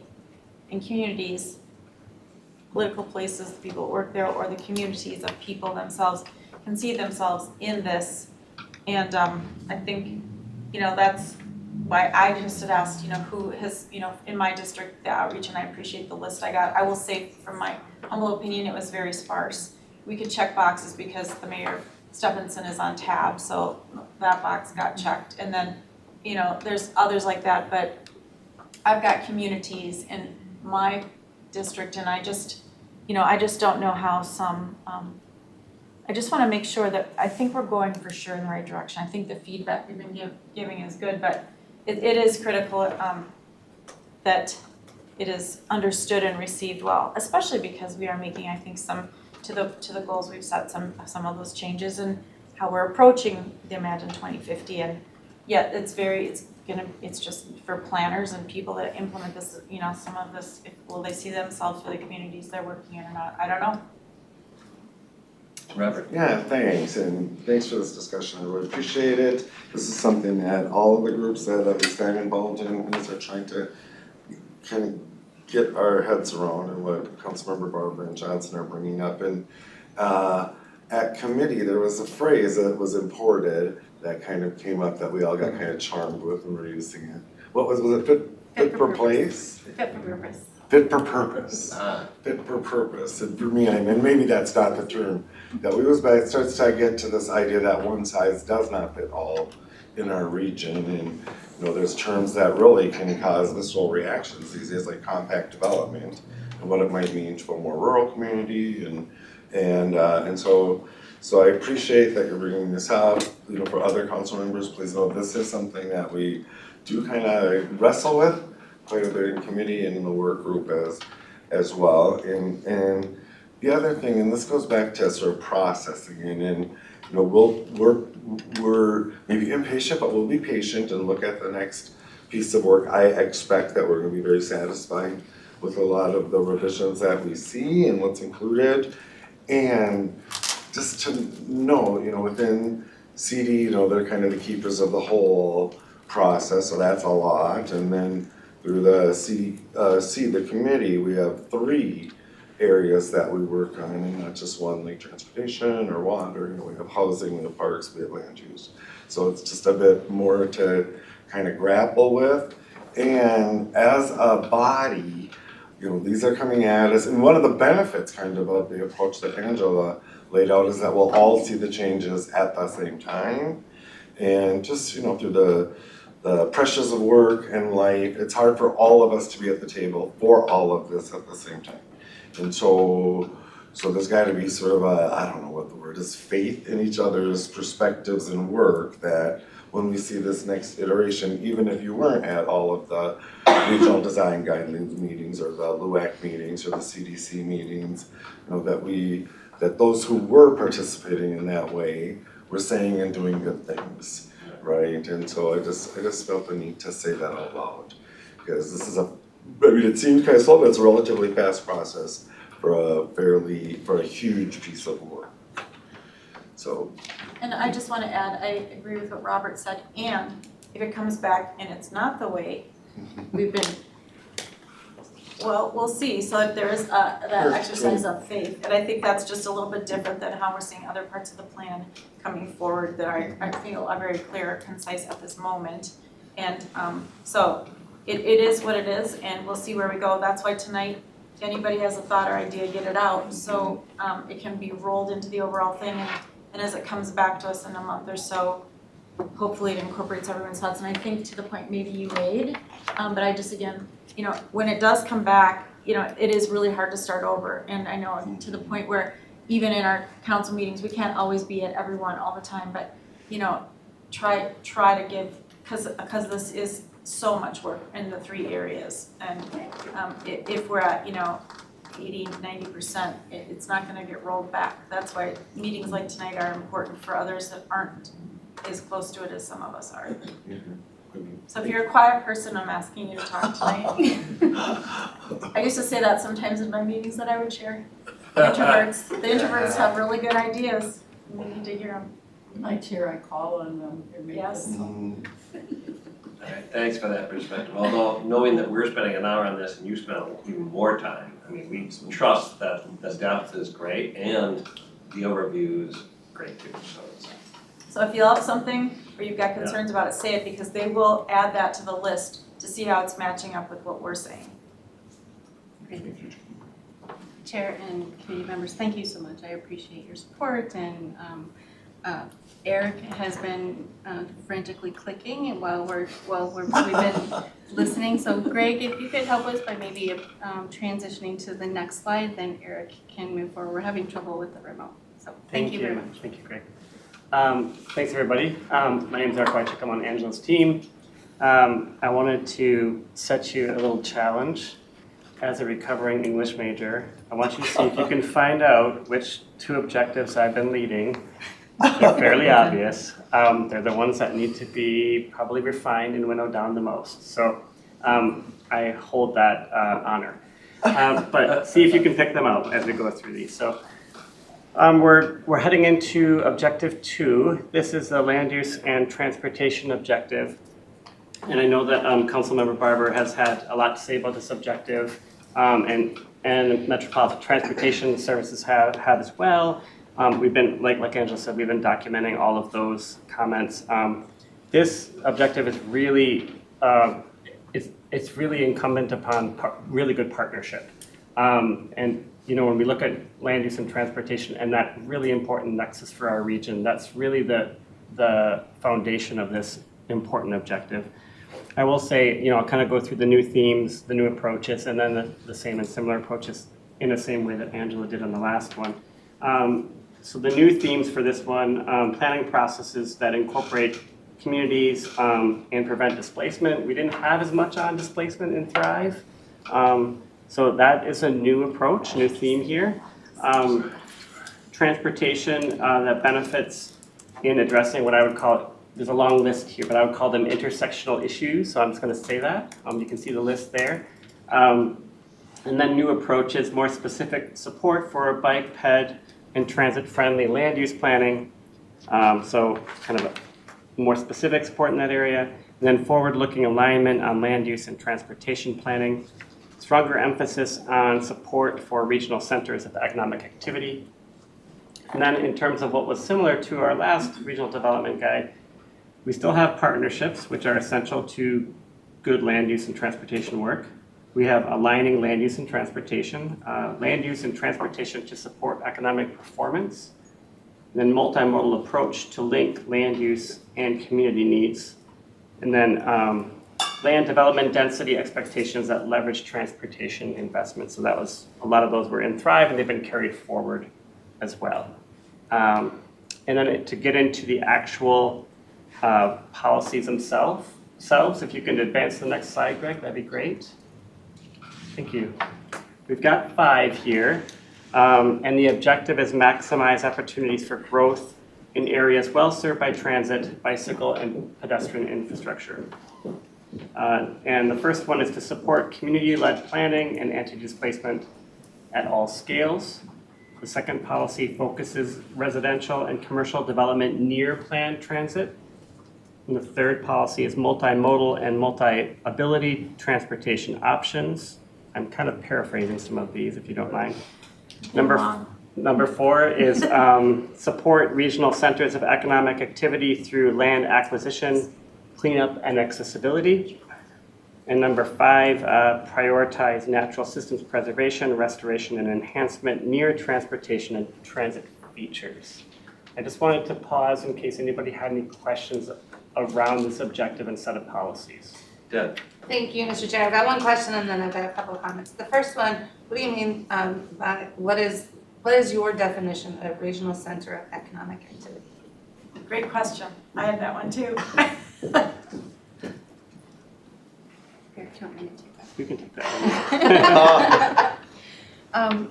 In Thrive, we did identify job centers and we've updated that data set. And so I forget what it's called, but it's Heat map? yes, thank you, I was Councilmember. paying attention. You were paying attention this morning. And so it's showing economic centers in all communities, so both large, where you might see that in the central cities, as well as other smaller nodes throughout the region. So we'll be updating that data set and sharing that. That's what it's in reference to. And then my comment on this one, and just to share a little bit, I think we're pretty far down the road with the transportation policy plan, so I want to kind of tie back to the piece about language. We can go to the community collaboration slide that you had, and we talked about connected multimodal transportation. And the TPP, the objective is that we're looking as people can meet their daily needs with timely, reliable, direct, and affordable options.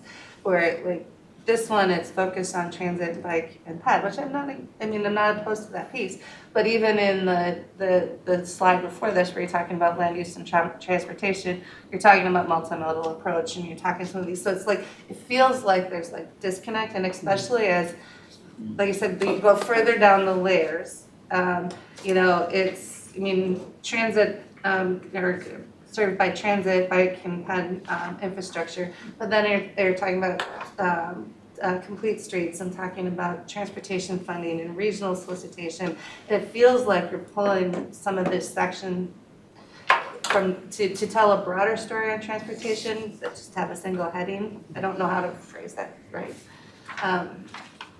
So I feel like Angela was my sector rep for 4 years, so she can probably translate what I'm trying to say.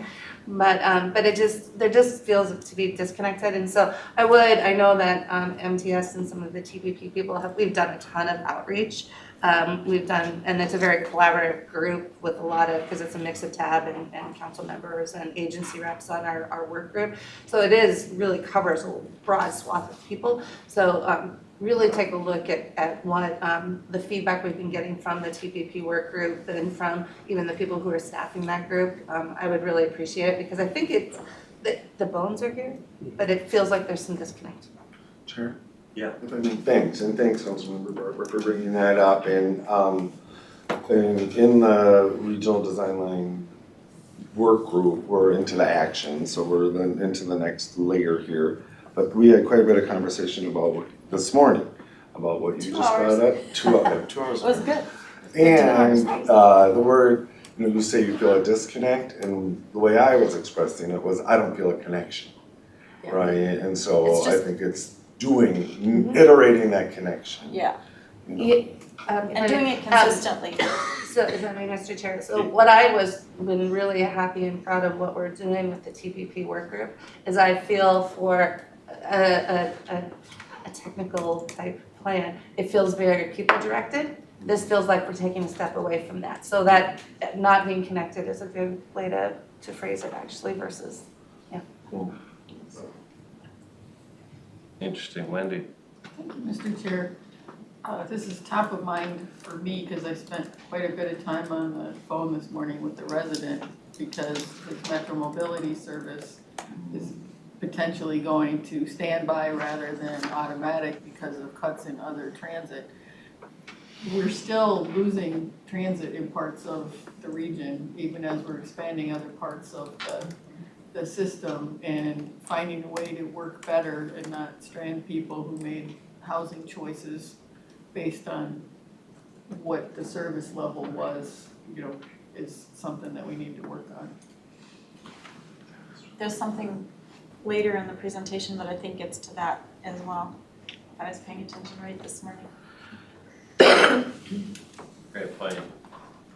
Eric? Anything else? I just do want to point out we had some pretty good discussion around number 1, 2, around anti-displacement efforts, knowing that there will be displacement. And I think it's a later word, it's not manage, mitigate, thank you. Each other, mitigate displacement, so, you know, I know we are working on, and we also talked about, right in this moment, it's very centered around Blue Line. We've always been doing this type of work. Displacing people. Yeah, like, yes. Kind of up in the air. We had some real honest conversations this morning too about how we're holding people down in poverty. But that, you know, that's another section that's coming up. But these are good discussions to have because all these words mean something to the reader, right? And we're trying to make sure that we're conveying it in a concise and simple way that they can see themselves in it and understand what we're saying and how it relates back up to the goals. And I just have a lot of compassion for the writers of this because I am a very wordy writer and I have to really pare back my stuff to be succinct and concise. And I think we have more work to do, but they're taking all of the comments in and hopefully we'll connect it very concisely where it has intersection with the other parts of the plan, and that's my hope. It's a little, I'm saying this with all due respect, it just feels a little disconnected or messy. And your point here is that because we're having so many different efforts that are parallel, they are so interrelated. And as an example, our anti-displacement philosophy commitment can't be just associated with one transit. Correct. Or, right. And Mr. Chair, and I think I've either said it in this committee or maybe CDC before as well. And for me, anti-displacement, and C-Terrence has a better word than that. That's not so anti, and I can't remember what it is. But that's across the region, right? And we tend to associate it with certain populations. You know, now currently in the Blue Line project area, but really it happens everywhere. The example I used this morning is I grew up in Ham Lake in the mid-60s. That's where we thought the international airport was going. We were right at the end of of a runway, and we're like, displace us, don't leave us here, you know. But that was a rural township back then. But we were a big swath of our community was displaced, and so I feel like that we can, since this is groundbreaking work for an MPO, to be doing this anti-displacement work, I feel like we have an opportunity to define it. And to me, it would benefit the region if we figured out frameworks that people could feel that impact. People get displaced by public investment all the time in every corner of our region. Well, we're learning a lot of personal history across the council here.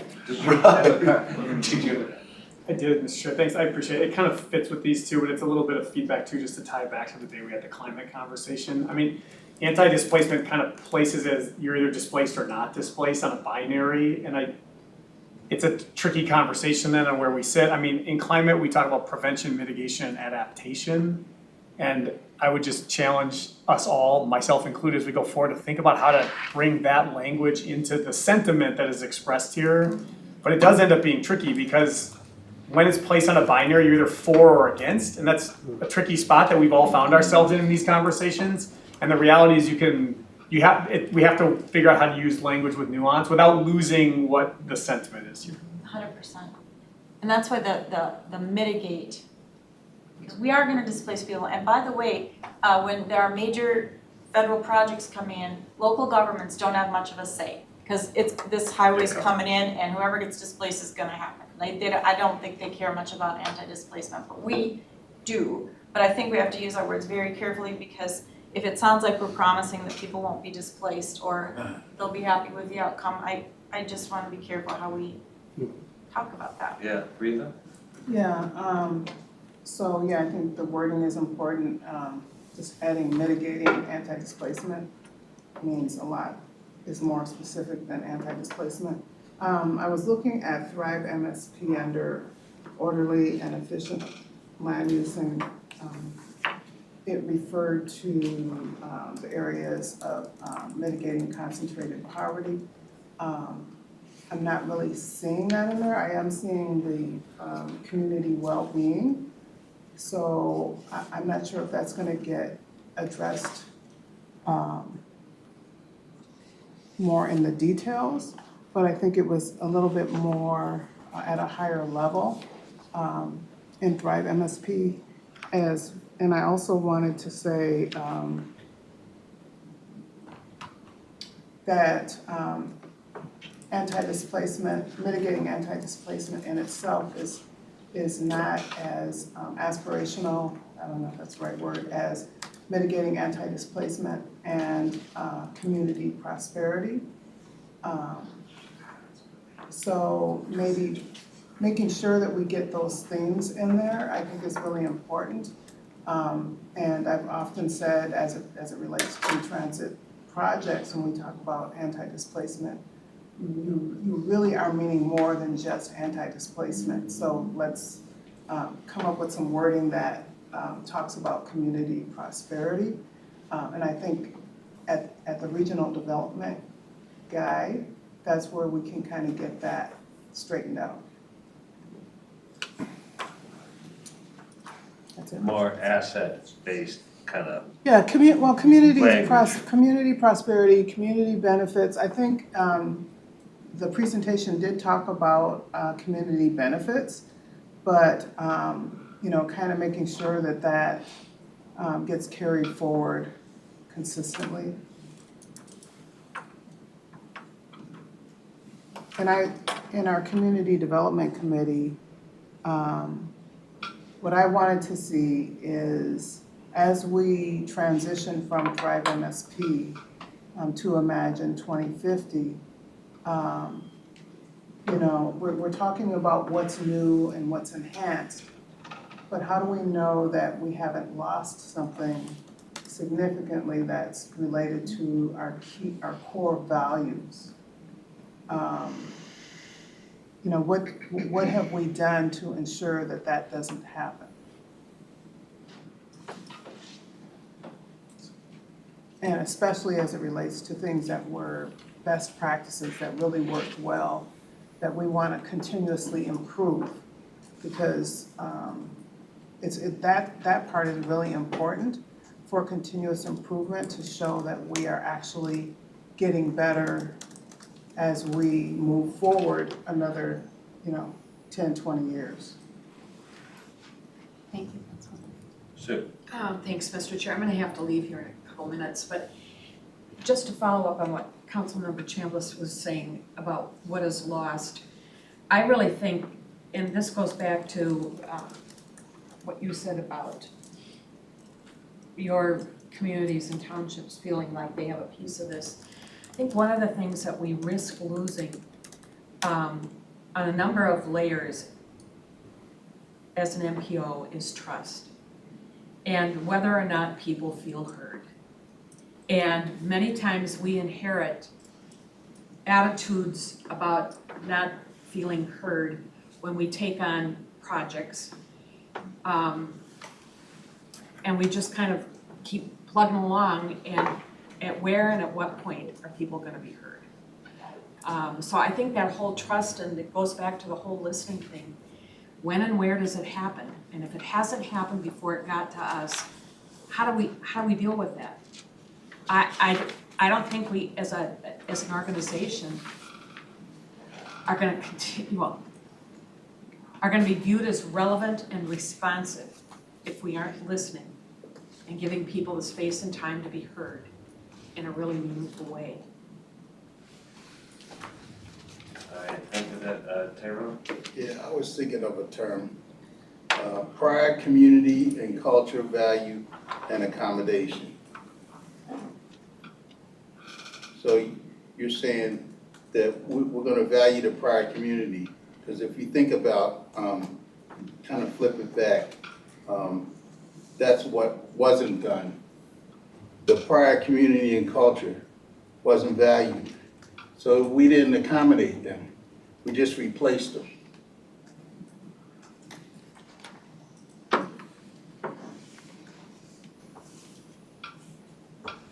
Big issues. All right, Eric. Alright, if I hear nothing more, we'll move on to the next objective. Next slide, please, Greg.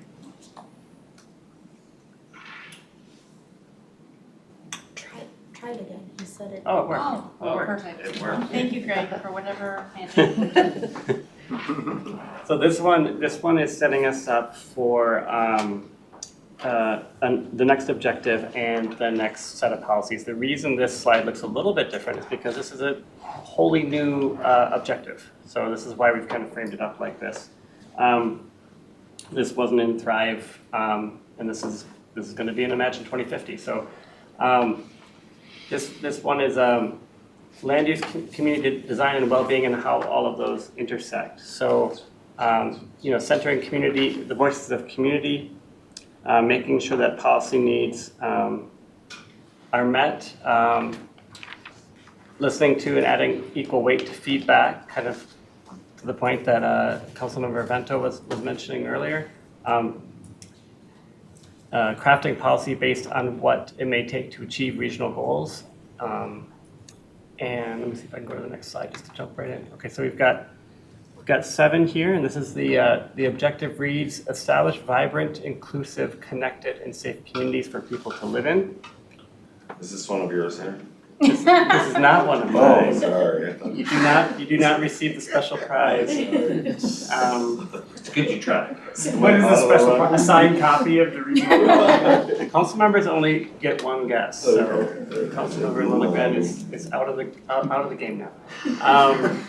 This one has 7 related policies. The first one focuses on prioritizing mixed-use development, walkable neighborhoods, and easy access to public transportation.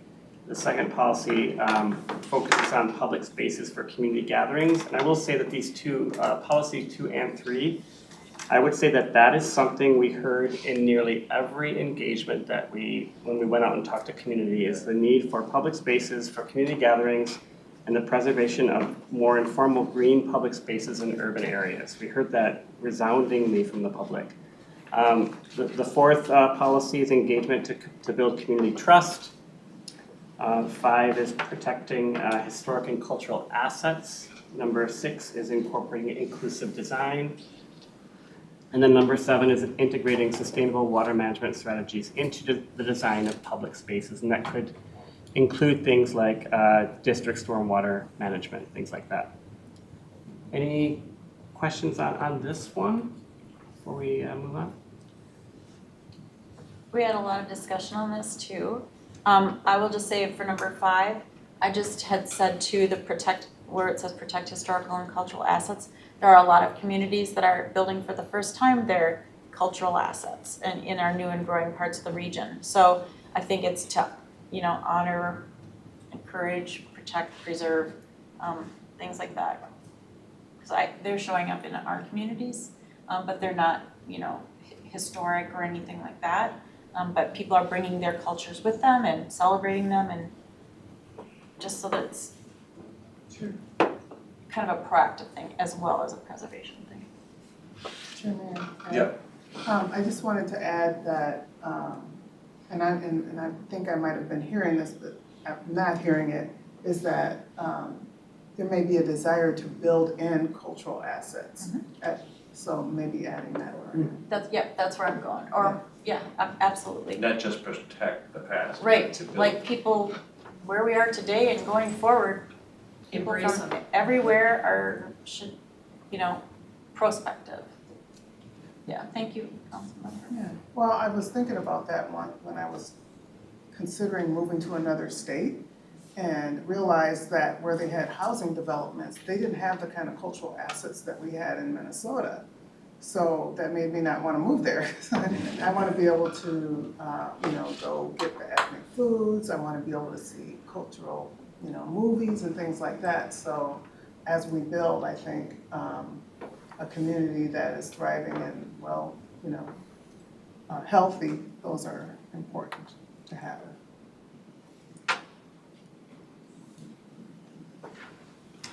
All right. And I'm not moving out of Minnesota, I'm just saying, this is the past. But if you did, it would be If a I place did, that would be important. And just to say, and you've probably all picked up on it, but number 6 is about design. Inclusive design. No, but there's a universal design, thank you. And so there were a lot of discussions around that. So just think about it is a very good goal, and there's a lot of complexity around that as well.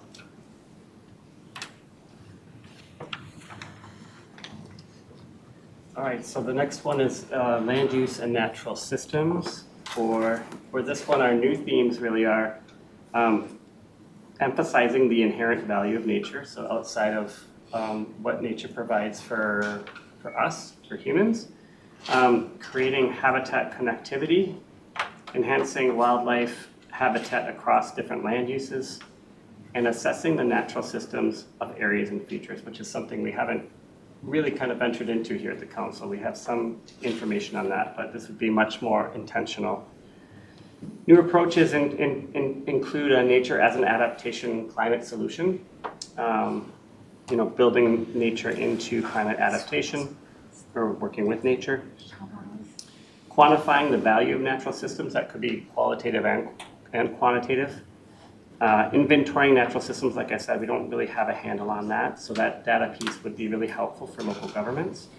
Connecting habitat and wildlife corridors, and then planning natural systems restoration and enhancement within environmental justice areas.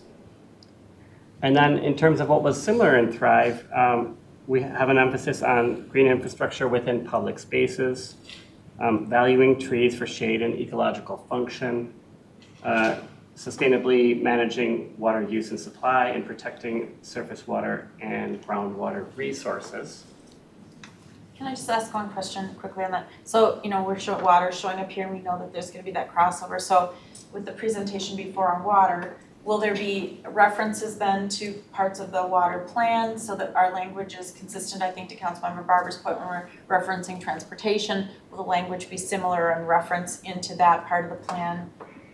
So that we're not, I think we had talked about that, not writing a whole big piece on it, but making the reference.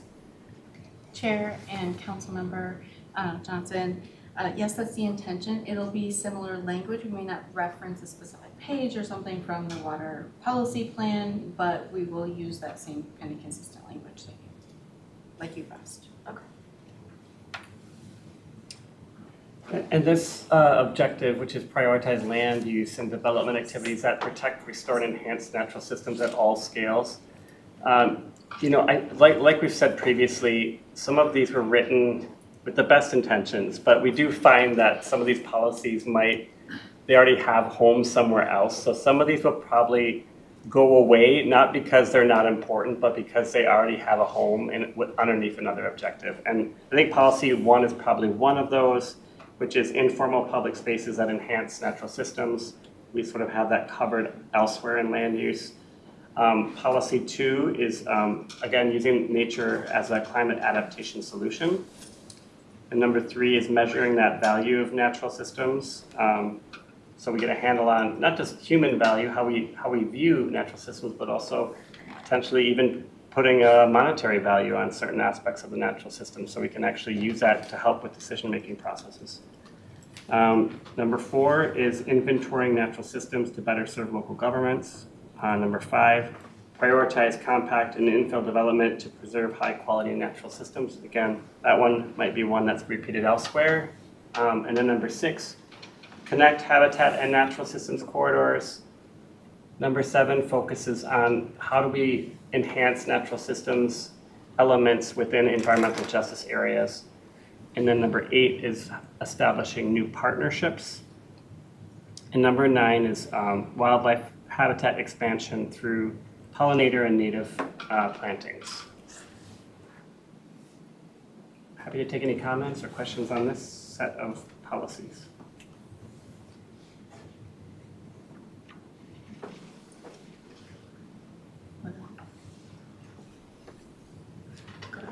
I think it's good that you might try to eliminate or remove. I think this is important, and they're important words, and that maybe even a couple of these, at least at this high level, could be connected and combined. That would just be my feedback. Based on that comment, Councilmember Johnson, do you want to venture a guess as to whose objective? We already, but you know what? This is the world I live in as well. You should have seen my work preparing strategic planning documents for my day job, and I had like paragraphs. It's a blessing and a curse. It is. All at once. But I should have known that earlier it wasn't yours because it ended in a preposition. My bad. No, I mean, it's all good stuff that we have been working on. I think just condensing, refining, paring back, and letting other pieces of the plan, if it's fully covered, just maybe make a reference under one of these other policies. And that is only me at the high level, who I'm not in this work group every day, but again, I'm just trying to bring it from the reader's point of view, and and the compact development thing that tweaked me out for a while. But what I hate that word. I'm on camera. I hate that word. If there's another word that we can use, because that is we had talked about this. It's a trigger word. I think we've talked about every meeting we've ever been together on, and we know what it means. And yet it just, you want people to understand what the goal is there, and I do. So I think compact shows up quite a bit, and get it. It's just making sure that people get past the word and understand where we're trying to go with it. Great. We have our topic. Chair. Rita. I mean, when is the right time to address the compact and the significance of it? Because my understanding of compact is related to, like, for example, building near regional economic centers that have, a lot of businesses and things like that. That's a compact area. But it's not the entire area, and it doesn't necessarily address potentially significant needs outside of that economic activity area. So there's an assumption that's made that compact is our goal, when our goal really is to address the significant gaps for a particular area. And I think when the last presentation that we had on, the compact versus non-compact grid, there was a potential strategy to create compact development in different locations in a region or a municipality as a solution. So I'm saying this as we're looking at the regional development guide, we do have to have a very good understanding of what our goals are related to the compact concept. And it should be really clear as we roll into objective number 5, what that result is going to look like. I see Deb shaking her head, so I'm not sure if you want to say something or if I'm off base, but. Deb? I think compact is when, if I'm going out to any of my cities that I represent and say, think that you need to focus on compact and infill development, they'll laugh me out of the room. I mean, that is not what they need different things. Some of them need grocery stores. There are different kinds of conversations that are, and by framing it with, and this goes to the, how are we going to use words that resonate to different communities? I do agree that, high density development is needed in some places. But, there are other places that, you said, they need the basic things. They need safe routes to get to their schools and things like that. So it's different kinds of conversations. And when we go out to these different communities, they all need to see themselves in it. And I think a word like compact is highly divisive and will actually just put people on the defensive before they even get to the next line. And it's those kinds of words that make me really nervous as we're doing this. Well, my own question was, do you need the word at all? Can't you just say prioritize infill development? Because that's a part of the efficiency. That's my thought. Wendy? Or, thank you, Mr. Chair. Or we could just say prioritize development that preserves and get out of the how you do it, because there are a lot of ways to do it. And I can think of several developments in Lakeville that had, really nice oak forests, and they either put a few houses and kept most of the forest, or they put houses and they left the forest with a trail going through it so that everybody could enjoy the forest. And so it's, you know, it wasn't an apartment building or a townhouse or something, but they still managed to protect those high-quality oak forests in the process. So it's more the emphasis on the preserving the natural system Yes. as opposed to like which comes, I got it. And I would avoid like that infill development because you're talking in like a city like mine where, so live in Shakopee, there's, the older houses are the naturally occurring affordable Yeah. housing. And if you're talking infill development, that would take over some of that or redevelopment, then you really actually disadvantage a number of people. Right, yeah, I went You can call us either You name, just- we're you gonna just let us You, you guys. It's gonna be Demi or Little pond Webby. here, little pond there. I think Webby is good. Well, and the infill wording made more sense 20 or 30 years ago.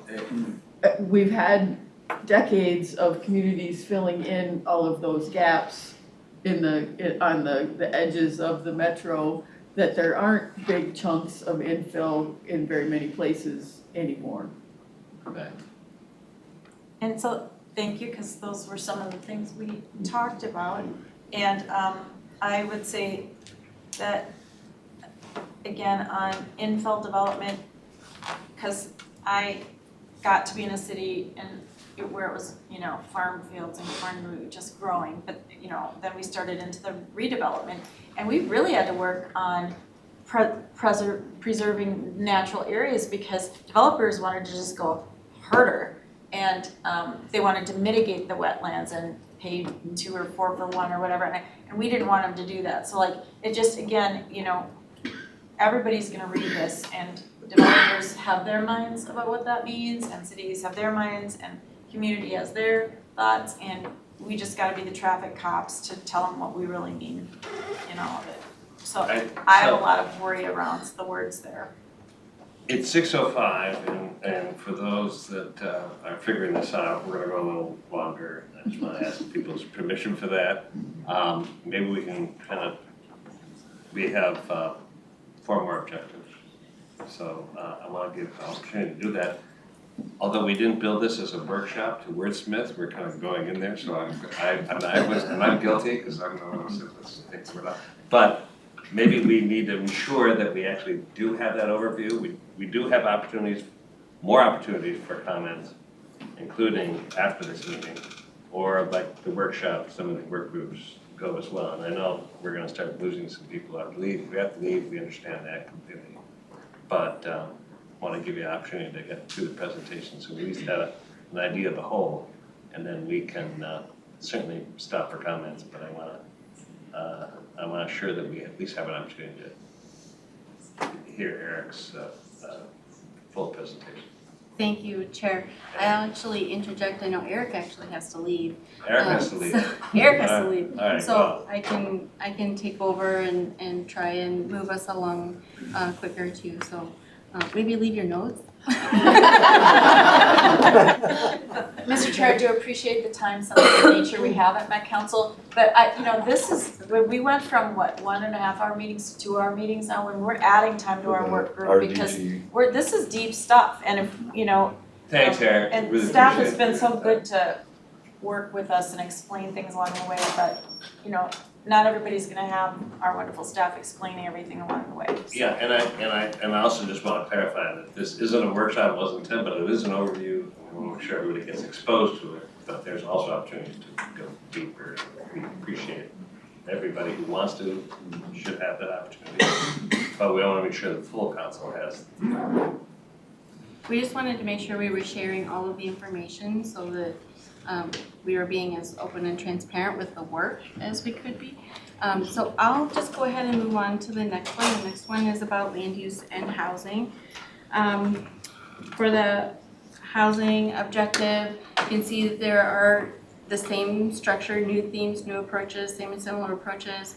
Inclusive and diverse housing, inclusive and equitable decision-making, engagement approaches, stronger emphasis on community connection and belonging, consideration, integration of cultural norms and values and housing needs, new approaches, including, and we have always collaborated, but collaborated to co-create with community and decision-making processes, stronger acknowledgement of housing needs for diverse households, a stronger, more coordinated approach to promote housing choice across the region to allow people to choose where they live, and recognizing, reflecting on, and remedying historical land use and housing discriminatory practices. Lots of similarities, though, focus on promoting housing options, proximity to job centers, and economic opportunities is really important to the housing conversation. Again, partnerships with local governments and communities, collaborating with internal, external housing stakeholders, and participating in regional programs and grant funding as well. So here we have, Eric did not write this one. There are four policies here supporting the creation of diverse housing types with integrated, connected neighborhoods, identify specific housing needs of growing aging population and people living with disabilities, prioritizing a variety of housing types across all income levels within proximity of local services, repurposing vacant or underutilized buildings for affordable housing. So I'll just pause there for reflection.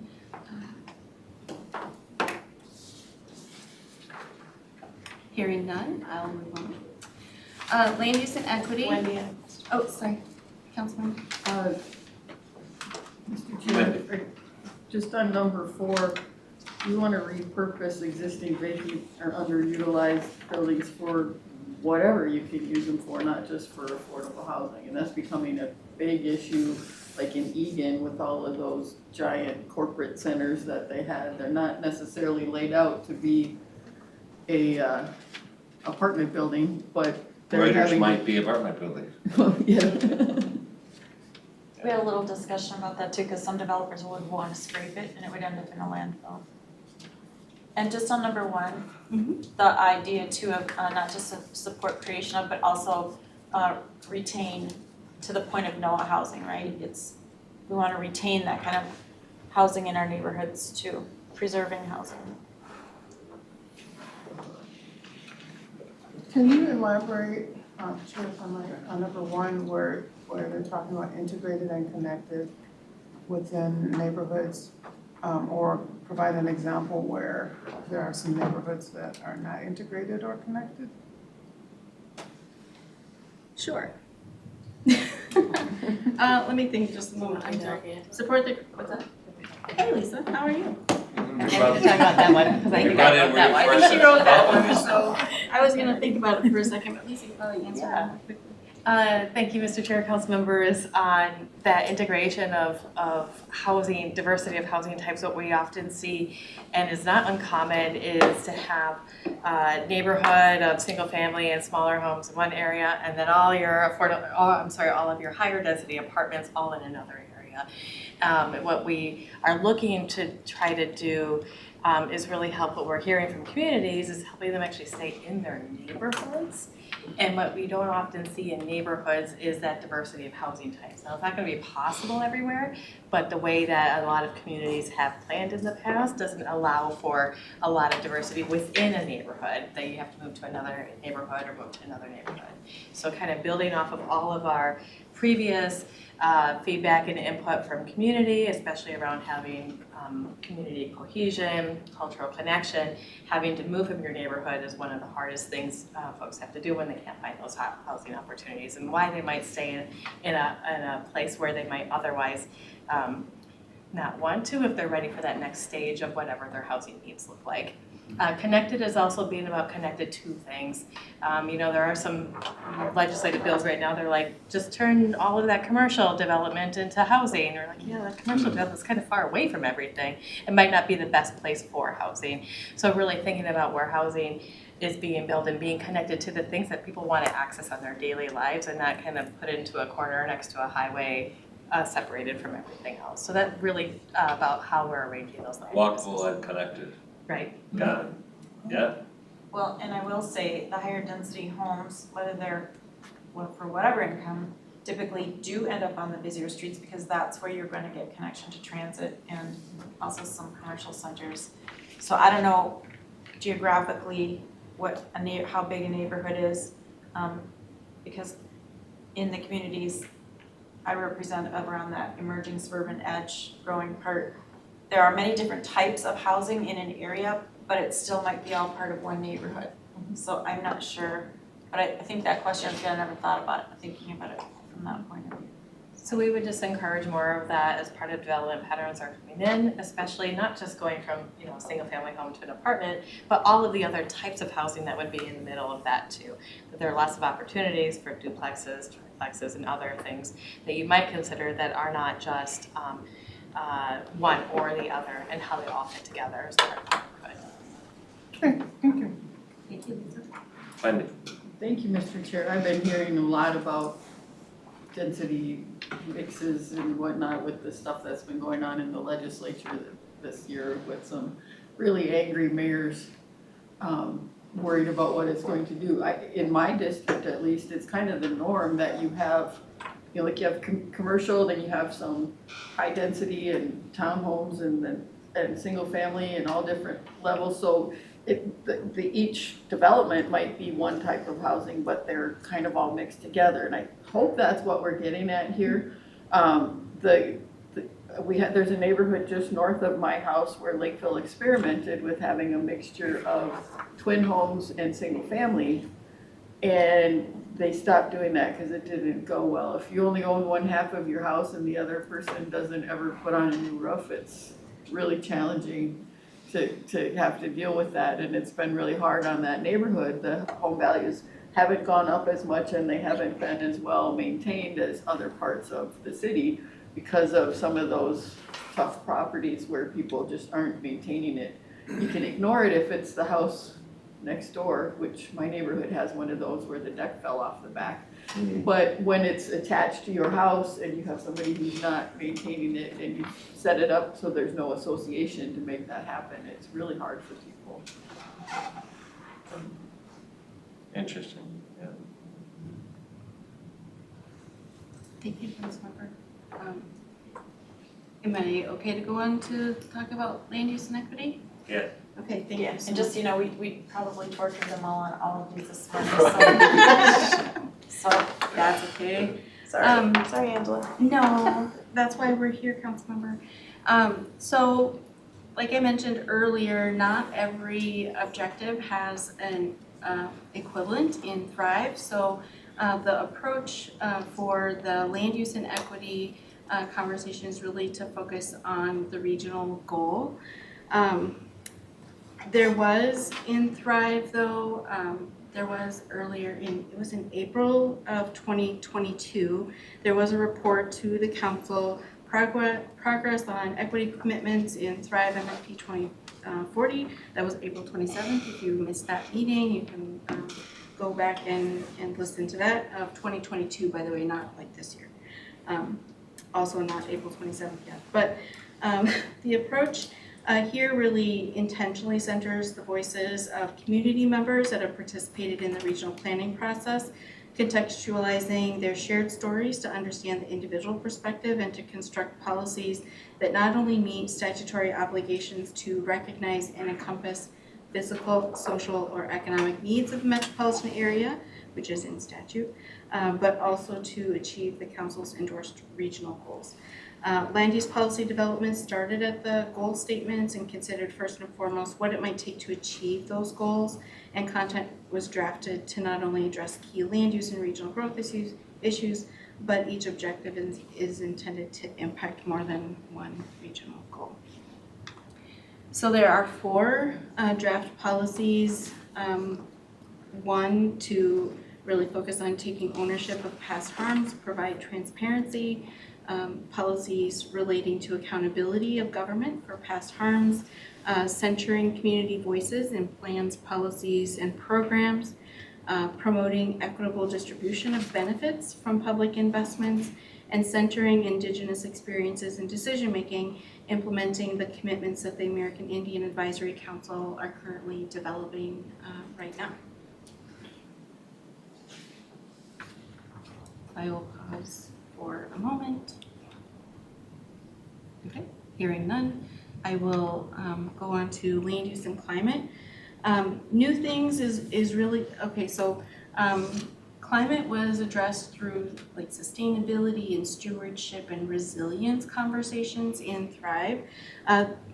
Imagine 2050 has a stronger, more coordinated approach to climate change, focus on environmental justice, particularly for Indigenous and marginalized communities.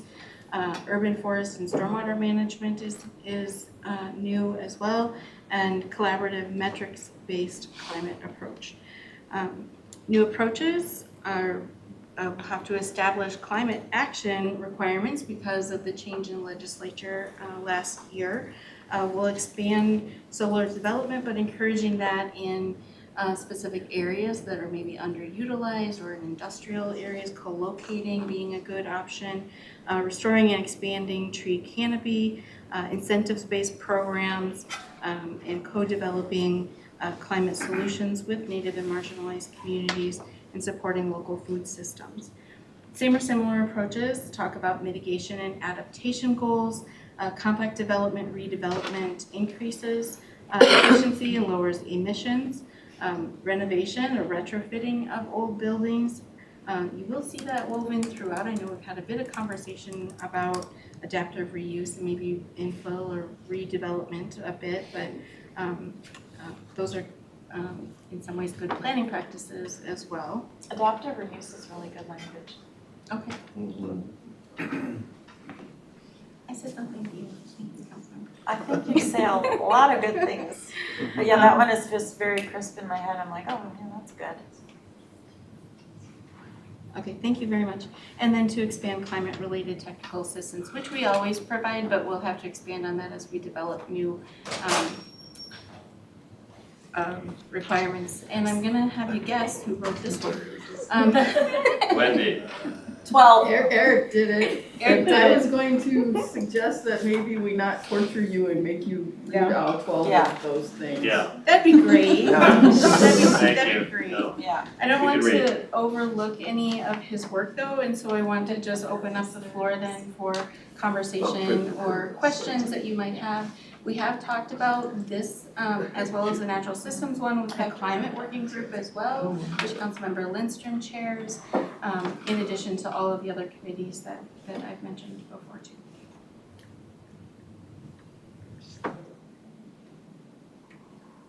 Okay, hearing none. Going? Okay, I'm just gonna go. Objective. Land use and economic well-being. We added actually this land use objective kind of later on in the process as we kept hearing from community and council members about the important connection between economic competitiveness and other kind of market forces with land use in particular. And so in this, there will be an emphasis on racial equity by reducing and eliminating economic disparities and injustices in the region, prioritizing workforce development strategies and resources, along with a greater emphasis on climate change and environmental sustainability. New approaches, Thrive did include economic competitiveness, but new approaches include really place-based support, increasing equitable access for a diverse range of jobs and workforce development, integration and consideration of culture and art. And some of the same and similar approaches focus on integration of economic competitiveness strategies, collaboration with partner organizations and agencies, and to plan, partner, and provide research to understand regional economic needs. We also, through the development of our work, similar to how our environmental services friends kind of termed their work, plan, partner, and provide, we've also done that analysis to make sure that we are planning, partnering, and providing within each of the objectives and land use policies. We just didn't organize it in that same kind of format for today's presentation. We have 4 policies. I'll just pause and see if you guys have any comments on those 4 policies.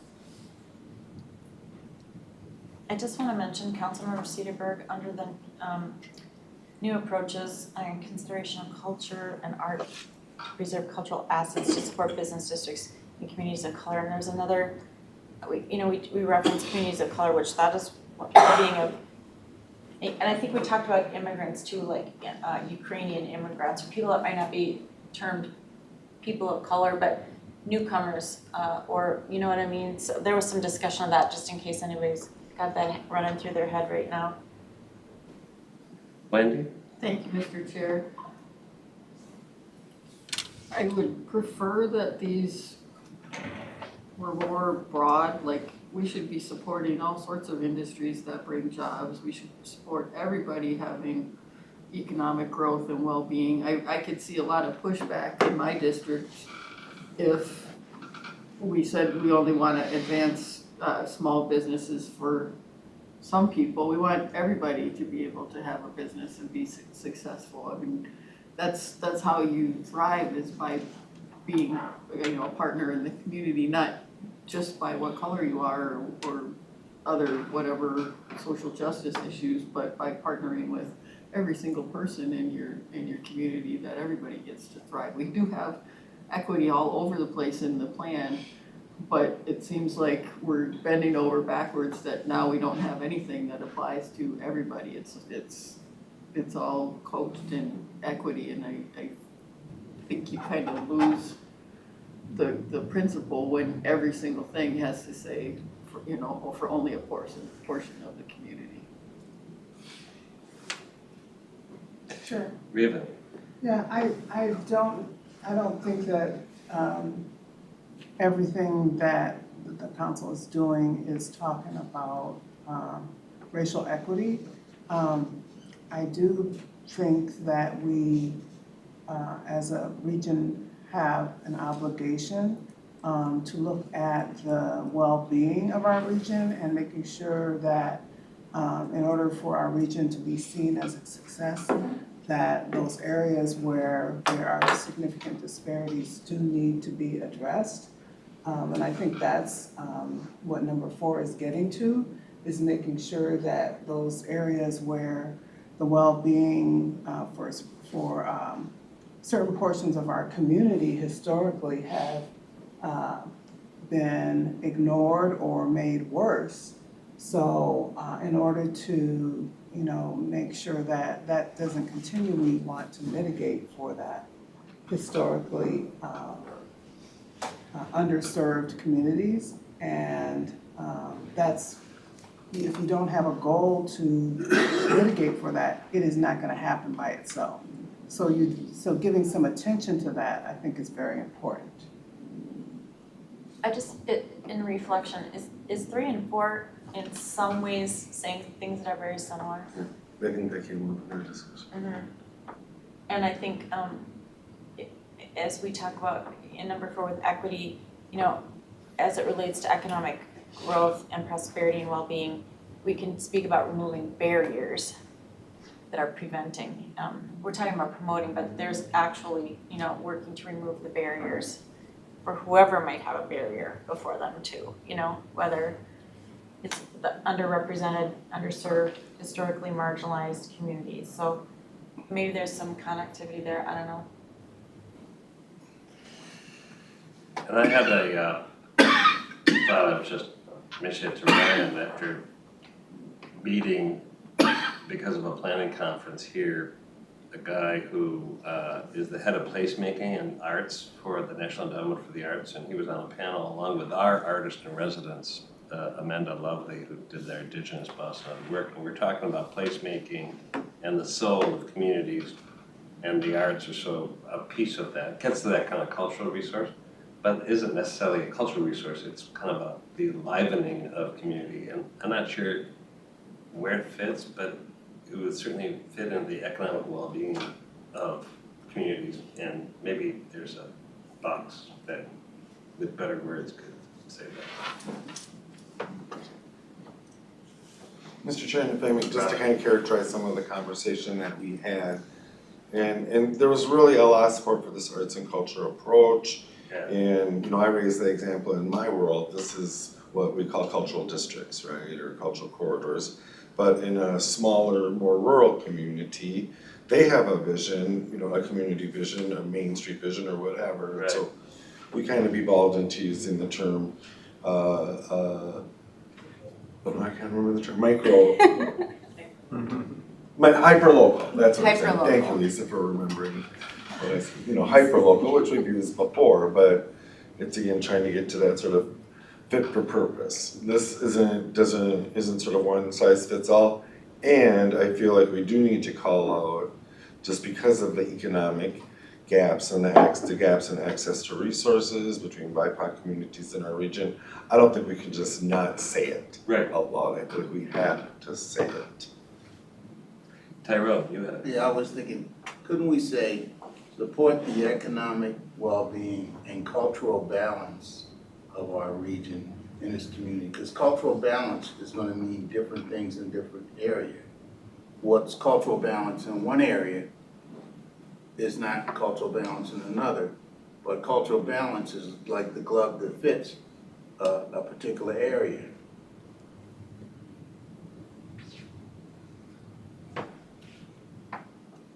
Wendy and Deb, you're looking at me, so, no, Wendy. Thank you, Mr. Chair. Not all portions of the region have the same economic gaps between different groups. And like I was, Lakeville tried doing a cultural whatever thing shortly after all of the civil unrest.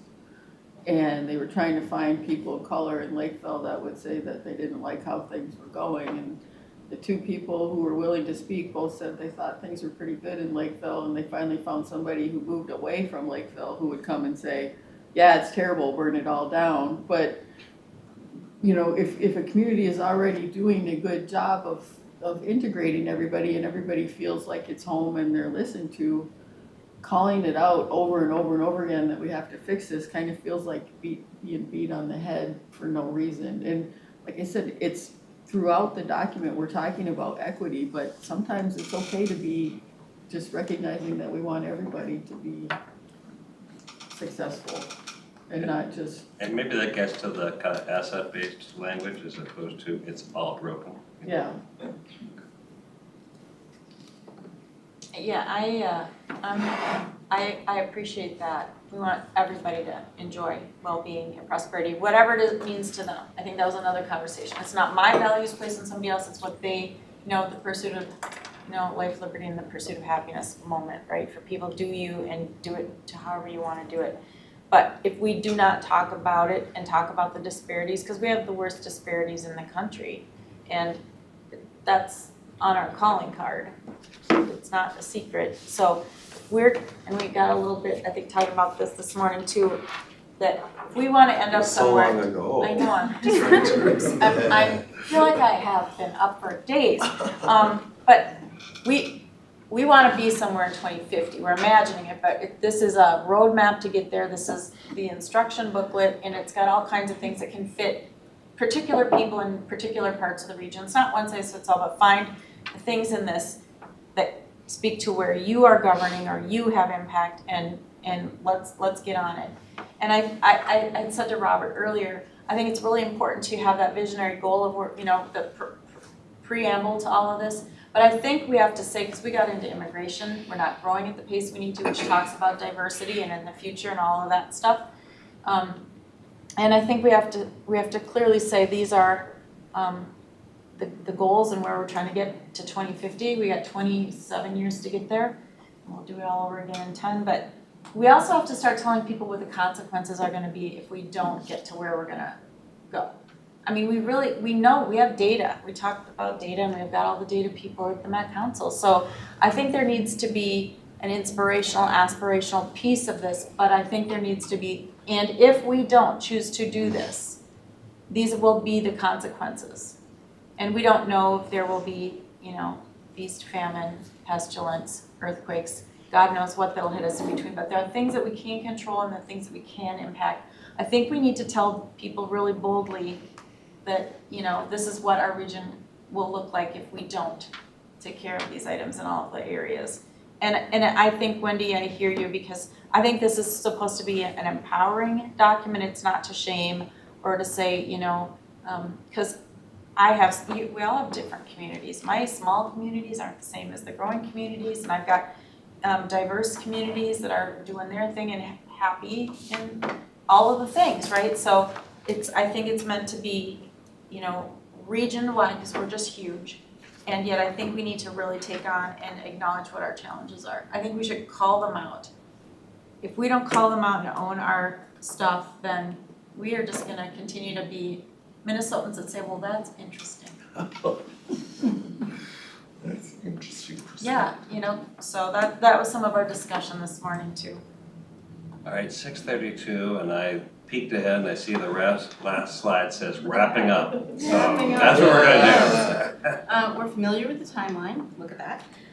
So moving forward, 60% draft release in early June, working ultimately for a mid Q3 90% draft for official public comment period. So we're all moving towards this same timeline. I'm not gonna read all of the various committees and groups, but you can see on what's my left side of the screen, we'll have writing workshops that will have to integrate all of the comments from all of the feedback from all of these various teams and groups.